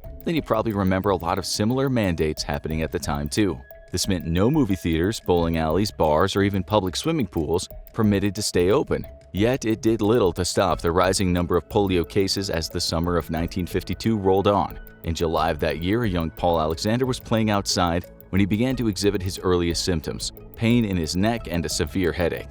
Upon seeing his condition, his mother sent him to rest up in bed, where Paul would spend the next few days. His fever climbed and he experienced aches and pains in his arms and legs. Yet his parents were advised by a family doctor not to take Paul to the hospital. It was clear to the doctor that the boy had contracted polio, but with the sheer number of patients already suffering from the virus, the local hospital was too overcrowded to properly treat the young boy. Although the doctor claimed that Paul had a better chance of recovering by staying home, over the following days his condition only worsened, to the point where he struggled to speak or even cough. He was rushed to the hospital, where the staff took him to the dedicated polio ward, but given the high number of patients, they were overwhelmed and unable to treat Paul immediately. And sadly, he wasn't the only sick child who was suffering. When a doctor was eventually able to see Paul, there seemed to be nothing that could be done for him, and he was left on a gurney, barely breathing. Had another doctor not decided to examine Paul a second time, then he most likely would have died. But luckily, this doctor performed an emergency tracheotomy, suctioning the congestion out of his lungs. Then Paul Alexander was placed in an iron lung. Already, this had to have been a harrowing experience for the poor child, and waking up to find himself inside a strange machine could not have provided much in the way of comfort, even if he was thankfully still alive. Awaking in an iron lung, Paul was unable to move or speak, and was no doubt terrified to find himself encased in a big, wheezing machine. The iron lung he had been placed inside had a steam tent and a vinyl hood that surrounded Paul's head. This was designed to keep his head moist and keep the mucus in his lungs caused by the polio loose. However, his mechanically assisted breathing had fogged up the window. With no idea what was going on, a young Paul thought the worst. Fortunately, despite his fears, he had not died. When the hood was removed, Paul was able to see again. He noticed he was in a room surrounded by other children, all with their heads sticking out of iron lungs. There were rows upon rows of fellow polio patients, all encased in metal canisters, while nurses wandered between them. Being inside an iron lung was difficult both for the patient and the medical staff charged with their care. Having one's entire body from the neck down, trapped within a breathing machine, meant none of the patients could use their hands, and many were so weakened by their polio symptoms it made movement next to impossible. As a result, doctors and nurses had to work around the clock to provide blood transfusions, intravenous glucose feeds, inserting and replacing patients' catheters, and endlessly checking that the iron lungs were working as intended. The help provided to patients wasn't just limited to strictly medical procedures either. Itches needed to be scratched, noses needed blowing, and everyone needed to be thoroughly washed without exiting the iron lung. So these tasks fell to the nurses, most performed through the portholes in the sides of each lung, provided the hospital had Emerson or both versions of the device. In some instances, the patients were able to exit their iron lungs to undergo physical therapy, but they only had a few minutes worth of breath outside the metal ventilator. For Paul, the 18 months that followed his awakening inside of the iron lung were far from easy to get through. Thanks to the emergency tracheotomy he received, he couldn't speak, although he could hear the frightened cries of other children experiencing the painful symptoms of polio. As he soon learned, life on the inside of an iron lung was incredibly boring, especially for a child who would rather be outside and active. Many iron lungs were fitted with mirrors so the young patients could easily see what was going on around them, and Paul would often use this to communicate with his fellow patients by making faces at them. Those who were lucky could have books suspended in front of their faces,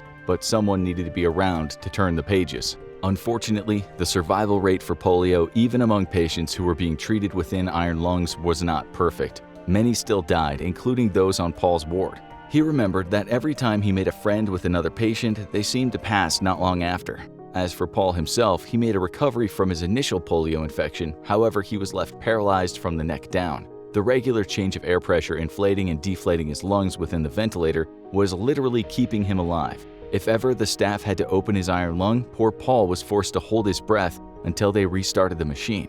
Although he would live for many more years, Paul needed the support of an iron lung for the rest of his life. As an older man, he described a vivid memory of overhearing doctors talking about his condition. Often, as they did their rounds, they would remark that they didn't believe the young boy should still be alive, or that any day he would succumb to his polio. As Paul recalls, it angered him, but it kept him determined to survive the ordeal within the iron lung. Over time, he was gradually able to leave his iron lung for extended periods of time, and Paul would go on to live to this day at the ripe old age of 77. He also holds a Guinness World Record for being the person who spent the longest amount of time living in an iron lung, as well as being the only person alive today to live inside an iron lung, as Paul still needs to be placed inside to aid his breathing. While not typical of all polio patients or even all of those who were treated via the use of an iron lung, Paul Alexander's story does provide us with one of the best, most detailed descriptions of what it was like to live inside an iron lung. A group of POWs huddles for warmth in a dense, wet jungle. They haven't eaten in days and are dying from disease and are still forced to work 12-hour shifts by their Japanese captors. As they try to get some rest before another grueling day begins, they hear the screams of one of their comrades. They close their eyes and pray that the soldiers don't come for them next. Every night someone is taken. and the smell of burnt flesh fills the air. The fire where the meat is cooked casts long dark shadows through the trees of the jungle as another human being is eaten by cannibals. War can turn men into monsters. Perhaps there's no better example of this than World War II. In Europe, the Nazis were murdering Jews and people who didn't fit into their ideology by the millions. In the Pacific Theater, countless war crimes were committed by both sides, and it was here that a gruesome secret would be uncovered after the war ended. Not only were POWs being mistreated and tortured, but in some cases they were being eaten by other humans. We're about to investigate several cases of cannibalism during World War II. You might want to prepare yourself to be shocked and appalled, because there are no happy endings to these stories.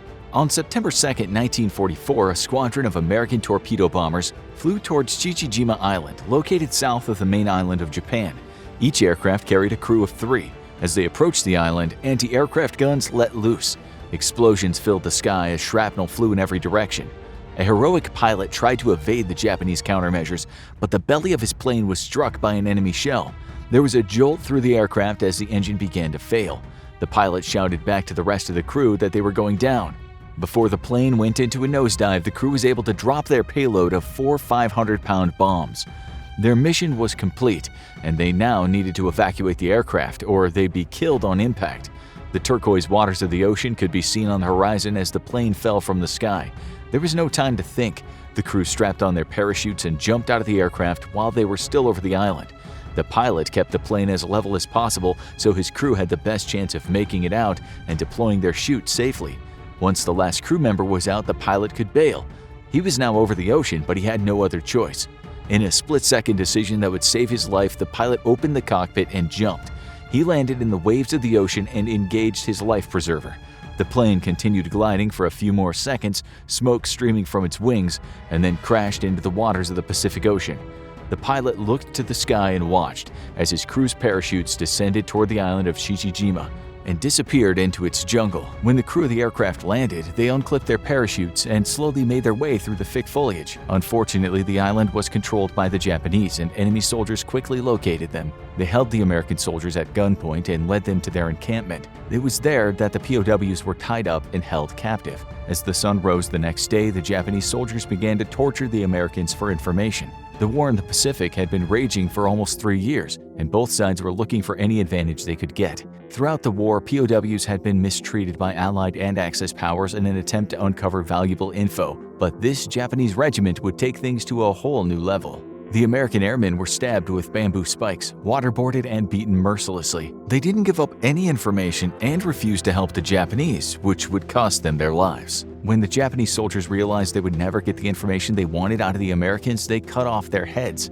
The American soldiers' heroic actions would not become known until their remains were later found and their terrible fate discovered. It's unknown how much food the Japanese soldiers had on the island, but many claim that they were by no means starving, as there were plenty of resources available. This makes what happened next difficult to comprehend. When Allied forces took the island, the Japanese were forced to surrender. When the island was scouted and secured, the Allies found the remains of American soldiers that had been butchered and eaten. It was clear that the flesh had been cut from their bodies due to the knife marks on the bones. Japanese Admiral Kenisu Mori would later testify that their chef had pierced the livers of the American soldiers with bamboo sticks and cooked them with soy sauce and vegetables. It's been hypothesized by some that in certain Japanese belief systems, the liver is the part of the body where courage and power come from. By eating the liver of enemy soldiers, some Japanese military leaders believed that they would be given the power to defeat their adversaries. However, the liver was not the only part of the POWs that was eaten. Other Japanese soldiers stated that their commanding officer, Lieutenant General Yoshio Tachibana, ordered them to consume the flesh of 4 American soldiers who had landed on the island. The most disturbing part of all was that this was not an isolated incident. It's not totally clear what the motives behind the cannibalism on Chichijima were. Some of the soldiers who ate the human flesh might have been starving, but several accounts do suggest that the Japanese officers planned this human sacrifice on the island. Either way, 8 men who crashed on Chichijima were all killed, and at least 4 of them were consumed by Japanese soldiers. The day the plane went down over Chichijima, the pilot who bailed out just before the aircraft hit the ocean watched his crew land on the hostile island. When their parachutes disappeared into the jungle canopy, he began looking around for any form of rescue. There appeared to be nothing else around but waves and the debris from crashed aircraft as far as the eye could see. The current dragged him further and further out to sea. Suddenly, something started to bubble from below. The ocean's waters began to swirl all around them. It was as if a giant creature were ascending from the depths to eat him. The pilot tried desperately to swim away just as the top of a submarine broke the water's surface. It was the USS Finback. The submarine had been dispatched to find survivors from planes that had crashed during the air raid. Filled with joy, the pilot began swimming toward the Finback. He was worried about his crew, but there was nothing he could do for them at the moment. As sailors aboard the submarine pulled the pilot into their vessel, they asked what his name was. George H.W. Bush, the man replied. Unknown to everyone on board, they just rescued the future 41st President of the United States of America. George Bush continued on with the crew of the USS Finback to rescue more downed airmen. But the fate of the men aboard the plane wouldn't be known until years later. It wasn't until a researcher put all the pieces together and presented them to the former president in 2003 that Bush found out the gruesome fate he was saved from the day his plane crashed just off the island of Shishijima. This wasn't the only time that American soldiers would be tortured and eaten by the enemy. In another true horror story, 2 members of a downed B-29 bomber were captured and brought to a medical facility where they would undergo medical experiments. One medical student who was stationed at the facility recounted later that the men were brought into the lab blindfolded. They'd been injured when the bomber crashed and were led to believe that they were at the hospital to have their wounds treated. However, nothing could have been further from the truth. One of the U.S. soldiers was injected with salt water to see what effects it would have on the body. The other had his chest cut open and a lung removed. The doctors wanted to know how the respiratory system would respond with only one lung. These were only 2 of many medical experiments that were done on prisoners of war at the time. The most disgusting part is that some of the organs and body parts that were removed may have then been eaten by hungry Japanese soldiers. The war had taken a psychological and physical toll on many. Cannibalism was not an isolated incident, and it did not just happen on one island. In fact, there were accounts of cannibalism across the entire Pacific theater during the time, and each instance was more terrifying than the last. After the war, the atrocities of the Japanese Suzuki unit stationed in the Philippines were uncovered. The Suzuki unit was deployed into the Bukidnon region of the southern Philippines at the beginning of the war. Their mission was to combat any American or Filipino resistance forces in the region.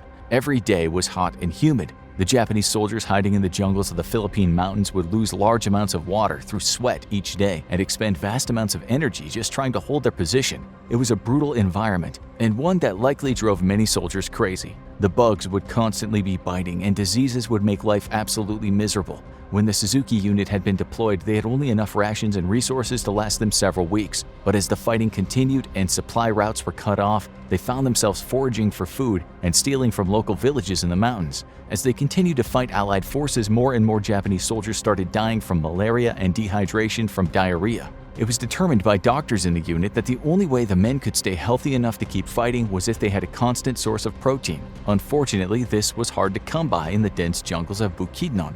The Japanese had killed and eaten local farmers' pigs, livestock, and chickens, and now the only source of protein left were bugs and other humans. The Japanese started to eat the bodies of prisoners who died from illness or injuries. There were also cases of POWs being executed for trying to escape and then immediately being flayed and cooked to feed the Japanese troops. In testimonies by Japanese soldiers, they described in detail how they would sometimes have to sneak into nearby Filipino villages in order to find the victims to cannibalize. In the cover of night, Japanese soldiers would enter a village. If there was someone out alone, they would come up behind them and render them unconscious with the butt of their gun before they could alert others in the village that something was wrong. The soldiers would then bring the victim back to camp, where they would cut meat from their skeleton and eat it to obtain the protein they needed.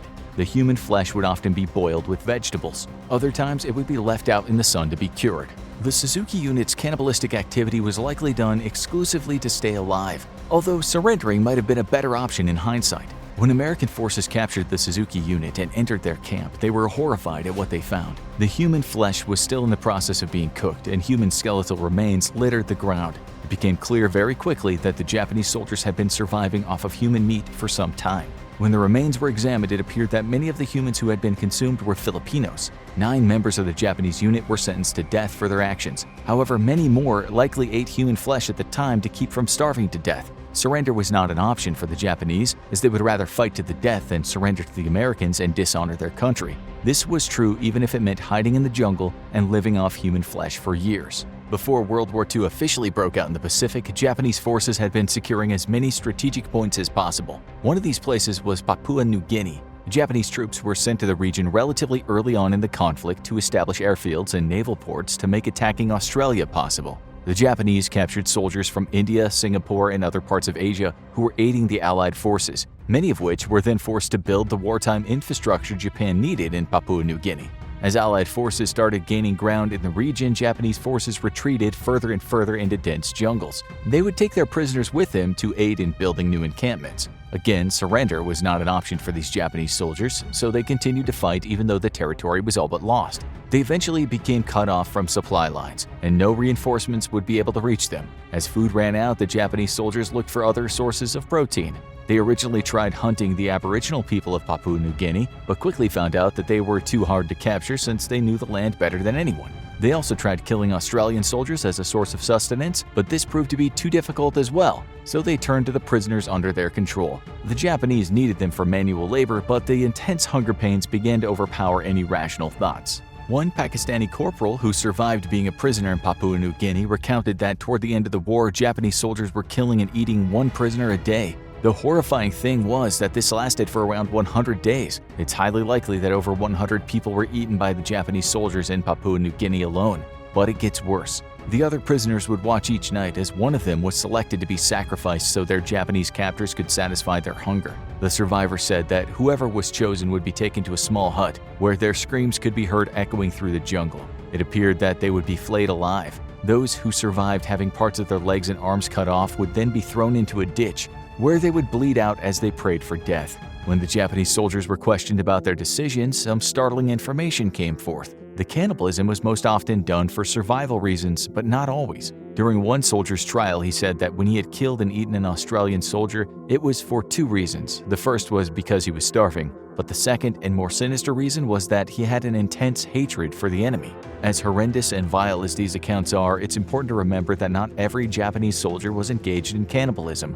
These were isolated incidents. On top of that, most would never have eaten another human if they were not dying from starvation. Early on in the war, intense bombings and fighting occurred within Australia and the surrounding region. The Japanese first attacked the mainland of Australia in February of 1942, when they bombed Darwin and Broome. By the next year, the Japanese had conducted 97 different air raids on the country. During this time, Japanese midget submarines were also entering Sydney Harbor and shelling the suburbs surrounding the city. The Australian military would capture the midget subs every once in a while, but whenever they opened the hatch, the two Japanese soldiers inside would be dead from self-inflicted gunshot wounds to keep them from being captured. It was when the Australians started pushing the Japanese back toward Asia that they uncovered the cannibalism of their own people. Australian troops would advance from one island to the next, making sure they were clear of any enemy presence. When they came to the larger islands of Papua New Guinea and Indonesia, they were met by heavier resistance. It was also here that they would come across abandoned Japanese encampments with human remains scattered around. Oftentimes, the bones showed signs of being butchered. Toward the end of the war, the Japanese soldiers that were left to fend for themselves became desperate. It's in the camps of these soldiers that more signs of cannibalism were found. As Australian soldiers and other Allied forces worked their way through the Pacific Islands and came across Japanese camps, they noted that several contained the remains of captured Australian soldiers. However, the only thing left of them were their hands and feet. Everything else had been eaten. So it would appear that cannibalism was happening all throughout the Pacific theater by groups of Japanese soldiers. It wasn't done by everyone, but some soldiers who were desperate to survive turned to cannibalism as a means to an end. As crazy as it sounds, eating another human was a better option than surrendering to some Japanese soldiers. That being said, the Japanese were not the only ones who engaged in cannibalism during World War II. When it comes to survival or death, people will do almost anything to stay alive. At the siege of Leningrad, starving people were seen eating the remains of the dead. It was cold, nothing would grow, and no supplies could enter the city. The only way to survive at that point was to eat anything that contained nutrients, including humans. There were even accounts of people cutting off their own flesh and consuming it as hunger overcame rational thought. Another example happened after the Battle of Stalingrad, where around 100,000 German soldiers were captured. They were sent to Siberia and Central Asia, where they were held in POW camps. The Soviets had very little sympathy for the Germans and didn't provide them with enough food or water. This led to the Germans resorting to cannibalism of their fallen comrades in order to make it through the brutal winters while locked up in the Soviet camps. To paint a picture of how dire the situation was for the Germans, out of the 100,000 that were captured, only around 5,000 survived until the end of the war. In the independent state of Croatia, which was set up and ruled as a Nazi puppet state, a number of concentration and death camps were established to carry out Hitler's final solution. It was here that the fascist Ustasha organization committed genocide against the Serbs and countless Jews to advance the Nazi agenda. It was recorded that when the Ustashas would slash the throats of their victims, they would hold a cup up to their neck to collect blood as it flowed out of the wound. The members of the Ustashas would then drink the blood in a ritualistic fashion.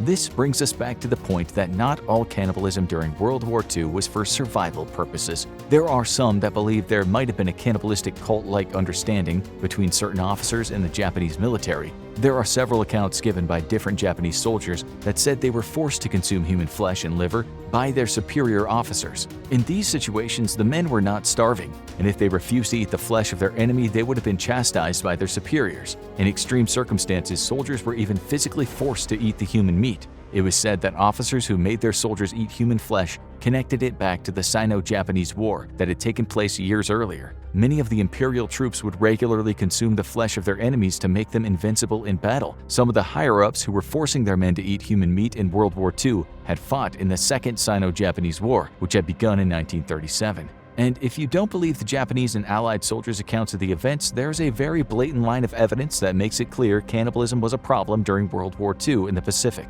A secret Imperial Army order was given on November 18, 1944 that directly addressed the problem of Japanese troops engaging in cannibalism. You might think it would directly condemn them, but that's not quite the case. In the address, the Imperial Government of Japan informed the troops that cannibalism was punishable by death. The caveat here was that cannibalizing an enemy was completely fine. The government was not promoting cannibalism as the order mentioned eating humans as being the worst human crime, and that it was due to a lack of thoroughness and moral training. However, as long as it was the enemy being eaten, it was not punished as a crime. At the end of the war, many Japanese soldiers and officers who were found to have engaged in cannibalism were tried for war crimes and sentenced to death. The Japanese government does not allow this part of Japanese history to be taught or discussed in public as it's deemed too sensitive. Scholars who wish to publish information about the atrocities that happened during World War II have to leave Japan to do so. This is why several Japanese historians have sought jobs in Australia and at other universities around the world so they can accurately write about this time in history. It also cannot be overstated that cannibalism by Japanese troops was not the norm. There might have been a cult among certain military leaders that incorporated the ritualistic eating of the liver, but that has not been proven. Most soldiers who did engage in cannibalism did so to stay alive, just like many people have done throughout history in dire situations. The Japanese people were never a society of cannibals, and the atrocities that happened in World War II were never part of the Japanese culture. Open sores cover his body. Worms have embedded themselves into his pus-filled flesh. His feet are covered in blisters. On the verge of death, Yossi Ginsburg knows he must stimulate his body to continue pushing forward. He spots a nest of fire ants in the leaves of a tree, and moving underneath it, begins to shake it violently. The furious ants rain down on him, angrily biting and chewing at his flesh. It's torture, but the bites also release bursts of steroids from his body's reserves, energizing him to continue moving, to not lay down and die. Things will soon get worse. The son of Holocaust survivors, Yossi Ginsburg enlisted with the Israeli Navy at the age of 19 to fulfill his mandatory military service in his home country of Israel. An adventurer at heart, Ginsburg dreamed of sailing the seven seas, but it wouldn't be until he completed his service in 1981 that he'd be free to travel past Israel's immediate territorial waters. Ginsburg was inspired by Papillon, written by Henri Charrière. In his autobiographical work, the novel details a purported escape from the French penal colony of Bagnes de Cayenne, a brutal prison off the coast of French Guiana, also known as Devil's Island. Charrière details his escape from this deadly prison and the subsequent adventures abroad that ensued, setting fire to Ginsburg's imagination.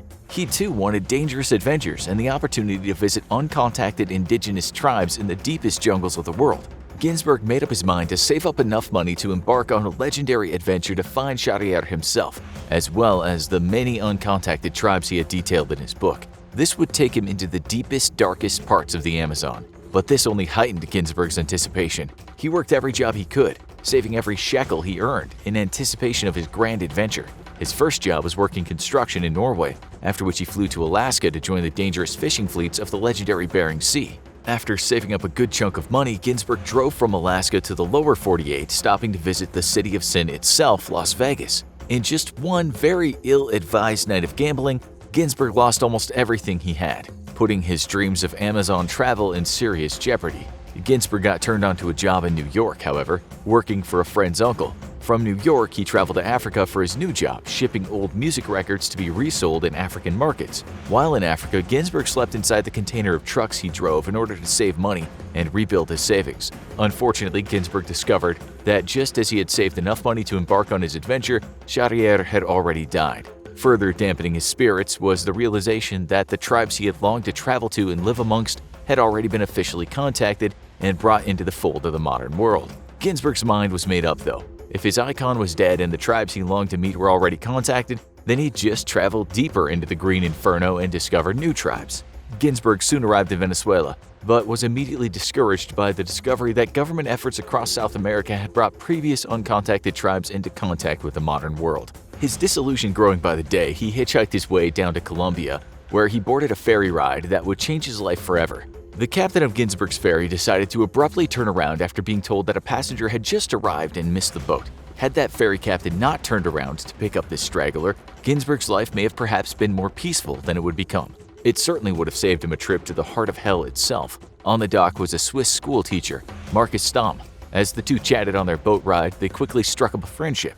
Stamm was like Ginsberg, also an adventurous spirit, and enjoying the final few weeks of his year-long break from his job teaching in Switzerland. With no real destination in mind, Ginsberg was easily talked into crossing over to Bolivia, and the duo headed up to La Paz, the capital. There, the two new friends were approached by an Austrian traveler, Karl Ruprechter. At first, Ginsberg and Stamm were suspicious of this character, but then Ruprechter began weaving together a story they couldn't resist. He explained that he was a geologist in search of a secret gold hotspot deep in the Amazon. The location was completely uncharted and had been revealed to him by sources familiar with the still uncontacted indigenous tribe who lived there, the Taramonas people. A secret treasure? Uncharted territory? Uncontacted indigenous people? Ginsberg was sold, hook, line, and sinker. Begging Ruprechter to allow him and Stamm to join his expedition, Ruprechter quickly agreed. The two could not have known that Ruprechter was not, in fact, a geologist, but rather a wanted criminal and con man fleeing from the Austrian authorities. The group made the acquaintance of an American, Kevin Gale, who was traveling through South America on a quest to document the people and animals. An avid photographer, it didn't take much convincing for Ruprechter to talk Gale into joining them. Once more, the promise of grand adventure and sights no white man had seen before proved too powerful a lure to resist. The four traveled to the Tuichi River and then followed the river until arriving at a tribal village at the very edge of the known Amazon. There, they stocked up on supplies and spoke to the locals about their trip. The villagers were quick to dissuade the foursome from pushing further into the jungle, citing the many dangers, including the Taramonas people themselves. Nothing would stop the group's quest for riches and adventure though, and the four plunged forth into the thick Amazon jungle. It would be a trip they would quickly regret. The towering trees quickly grow so thickly together that they block out enough sun to leave the jungle below in a state of perpetual twilight. Vines and undergrowth choke the group's progress, forcing them to hack their way forward with machetes. Thick clouds of insects and poisonous snakes dogged their every step. The treacherous jungle was seriously slowing their progress, and the supplies they brought with them began to run dangerously low. Within days, they run out completely.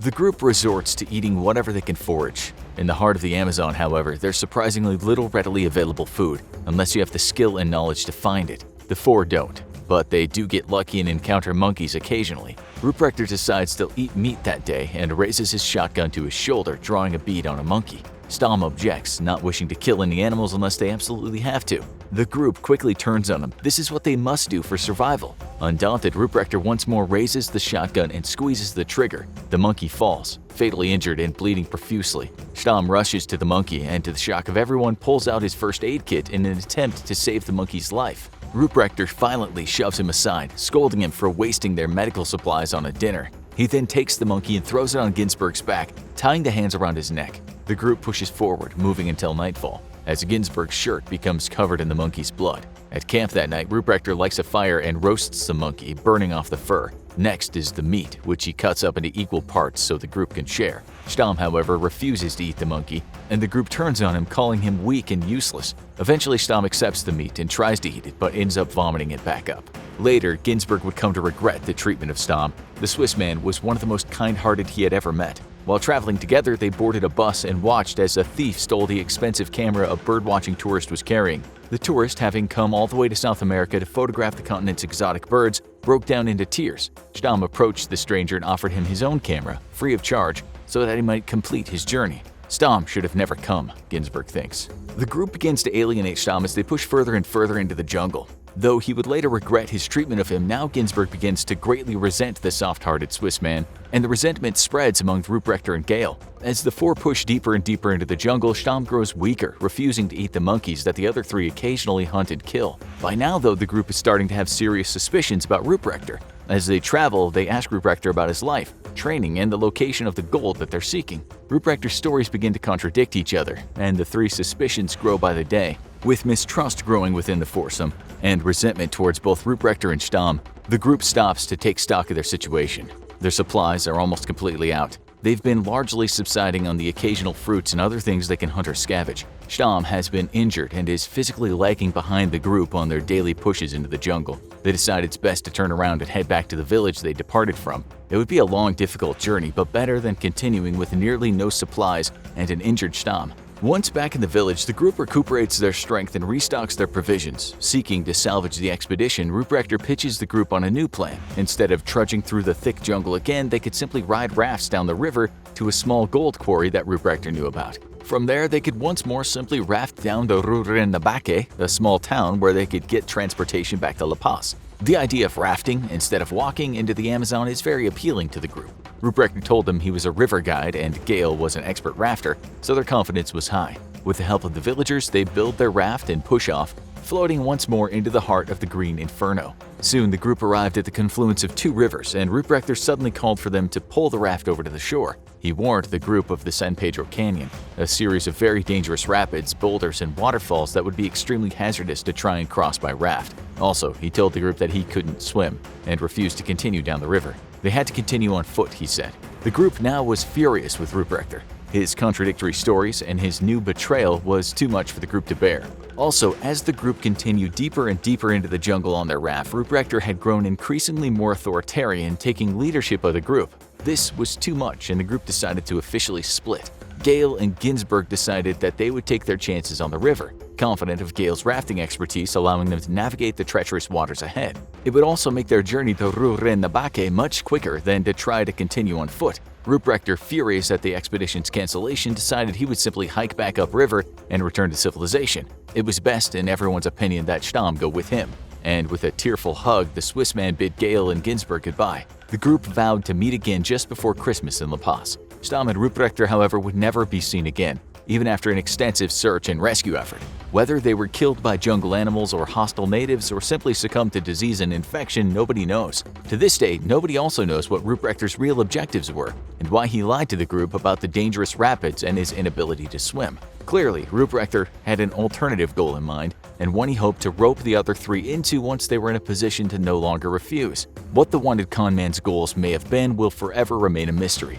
Gale and Ginsberg quickly meet with the dangerous rapids that they've been warned about. Gale expertly leads the two over the turbulent waters, but then, suddenly their raft smashes into a large boulder, throwing Gale off and plunging him into the tempestuous waters. Ginsberg frantically screams for his friend, but soon he has his own problems, as the raft is pushed over the boulder and violently ripped downstream. Clinging on for dear life, Ginsberg stays with the raft as it suddenly plunges out over a waterfall. The raft smashes into pieces on the rocks below, but miraculously Ginsberg has avoided those same rocks and plunged into a deep pool. He's lost everything though, his supplies, camping gear, and even his compass. Desperate to find Gale, he tries to climb the cliff back upriver, spending the entire night doing so. The effort, however, is futile, and Ginsberg is forced to turn back. Now his only hope is to follow the river and continue with the original plan to reach civilization. This time, however, he'll have to do it through the thick Amazon jungle, and he'll have to do it with only the shirt on his back. Ginsberg has to travel over 100 miles to reach safety, and every inch of it through jungle infested with jaguars, wild boars, snakes, and venomous insects. With no camping gear, Ginsberg has to find what comfort he can on the jungle floor, which is crawling with giant cockroaches and other insects with painful bites and stings. Sleep rarely comes for more than a few minutes at a time, and when the sun rises, the temperature soars to nearly 100 degrees. In the thick, humid jungle, breathing feels almost like drowning, and Ginsberg is essentially traveling through a sauna. The constant humidity and heat wreaks havoc on Ginsberg's body. Fungus and other infections quickly take hold. Every scratch, cut, and scrape is quick to become infected. Open blisters form on his battered feet as he struggles to push through the thick jungle and closer to civilization. The blisters leak pus, and at night the worms feed on him. Ginsberg has lost 30 pounds in 2 weeks. He's covered in insect bites and delirious from lack of food. However, Ginsberg is not alone. A young native woman has been his traveling companion for days now. She's unaffected by the tortures of the thick jungle and doesn't speak any English. Like him, she appears to be lost, and even though she never says a word to him, Ginsberg feels that he must protect her and ensure she gets to safety. This feeds his resolve, keeping him from giving up even as his body is failing him and beginning to break down. If he can't save himself, then he must save the young girl. On day 17 of being lost in the jungle, Ginsberg suddenly hears the sound of an airplane. He crashes through the jungle, desperately searching for an opening in the canopy, somewhere that he can signal for help. Finding an open spot near the river, Ginsberg begins to jump up and down and wave his arms, screaming until his voice completely fails him. The plane doesn't spot him, however, and quickly disappears into a cloud bank. The crushing disappointment nearly snuffs out that last bit of will to live in Ginsberg, but then he thinks of his companion. The mute native girl is still there by his side, and she, like him, still needs rescuing. If he gives up, neither of them will make it out alive. Ginsberg plunges back into the jungle. He wills his battered and beaten body to continue forward. At one point, he fends off a curious jaguar, lured by the smell of Ginsberg's rotting flesh. The cat backs off, but Ginsberg can hear it occasionally in the nearby jungle. The cat knows the same thing Ginsberg does. Death is near. All the jaguar has to do is wait. On the 19th day, Ginsberg can no longer stand on his feet. He hasn't eaten anything substantial in over 2 weeks. Despite the overwhelming abundance of life around him, the jungle is incredibly barren unless you know exactly where to look, and Ginsberg lacks the training. He's ready to give up, but then he spots a massive colony of fire ants on a nearby tree. He knows his body needs a jolt of energy, something to get him back on his feet again, even if it's for the last time. He needs to push himself just a little bit further in hopes of rescue. His mute traveling companion is depending on him.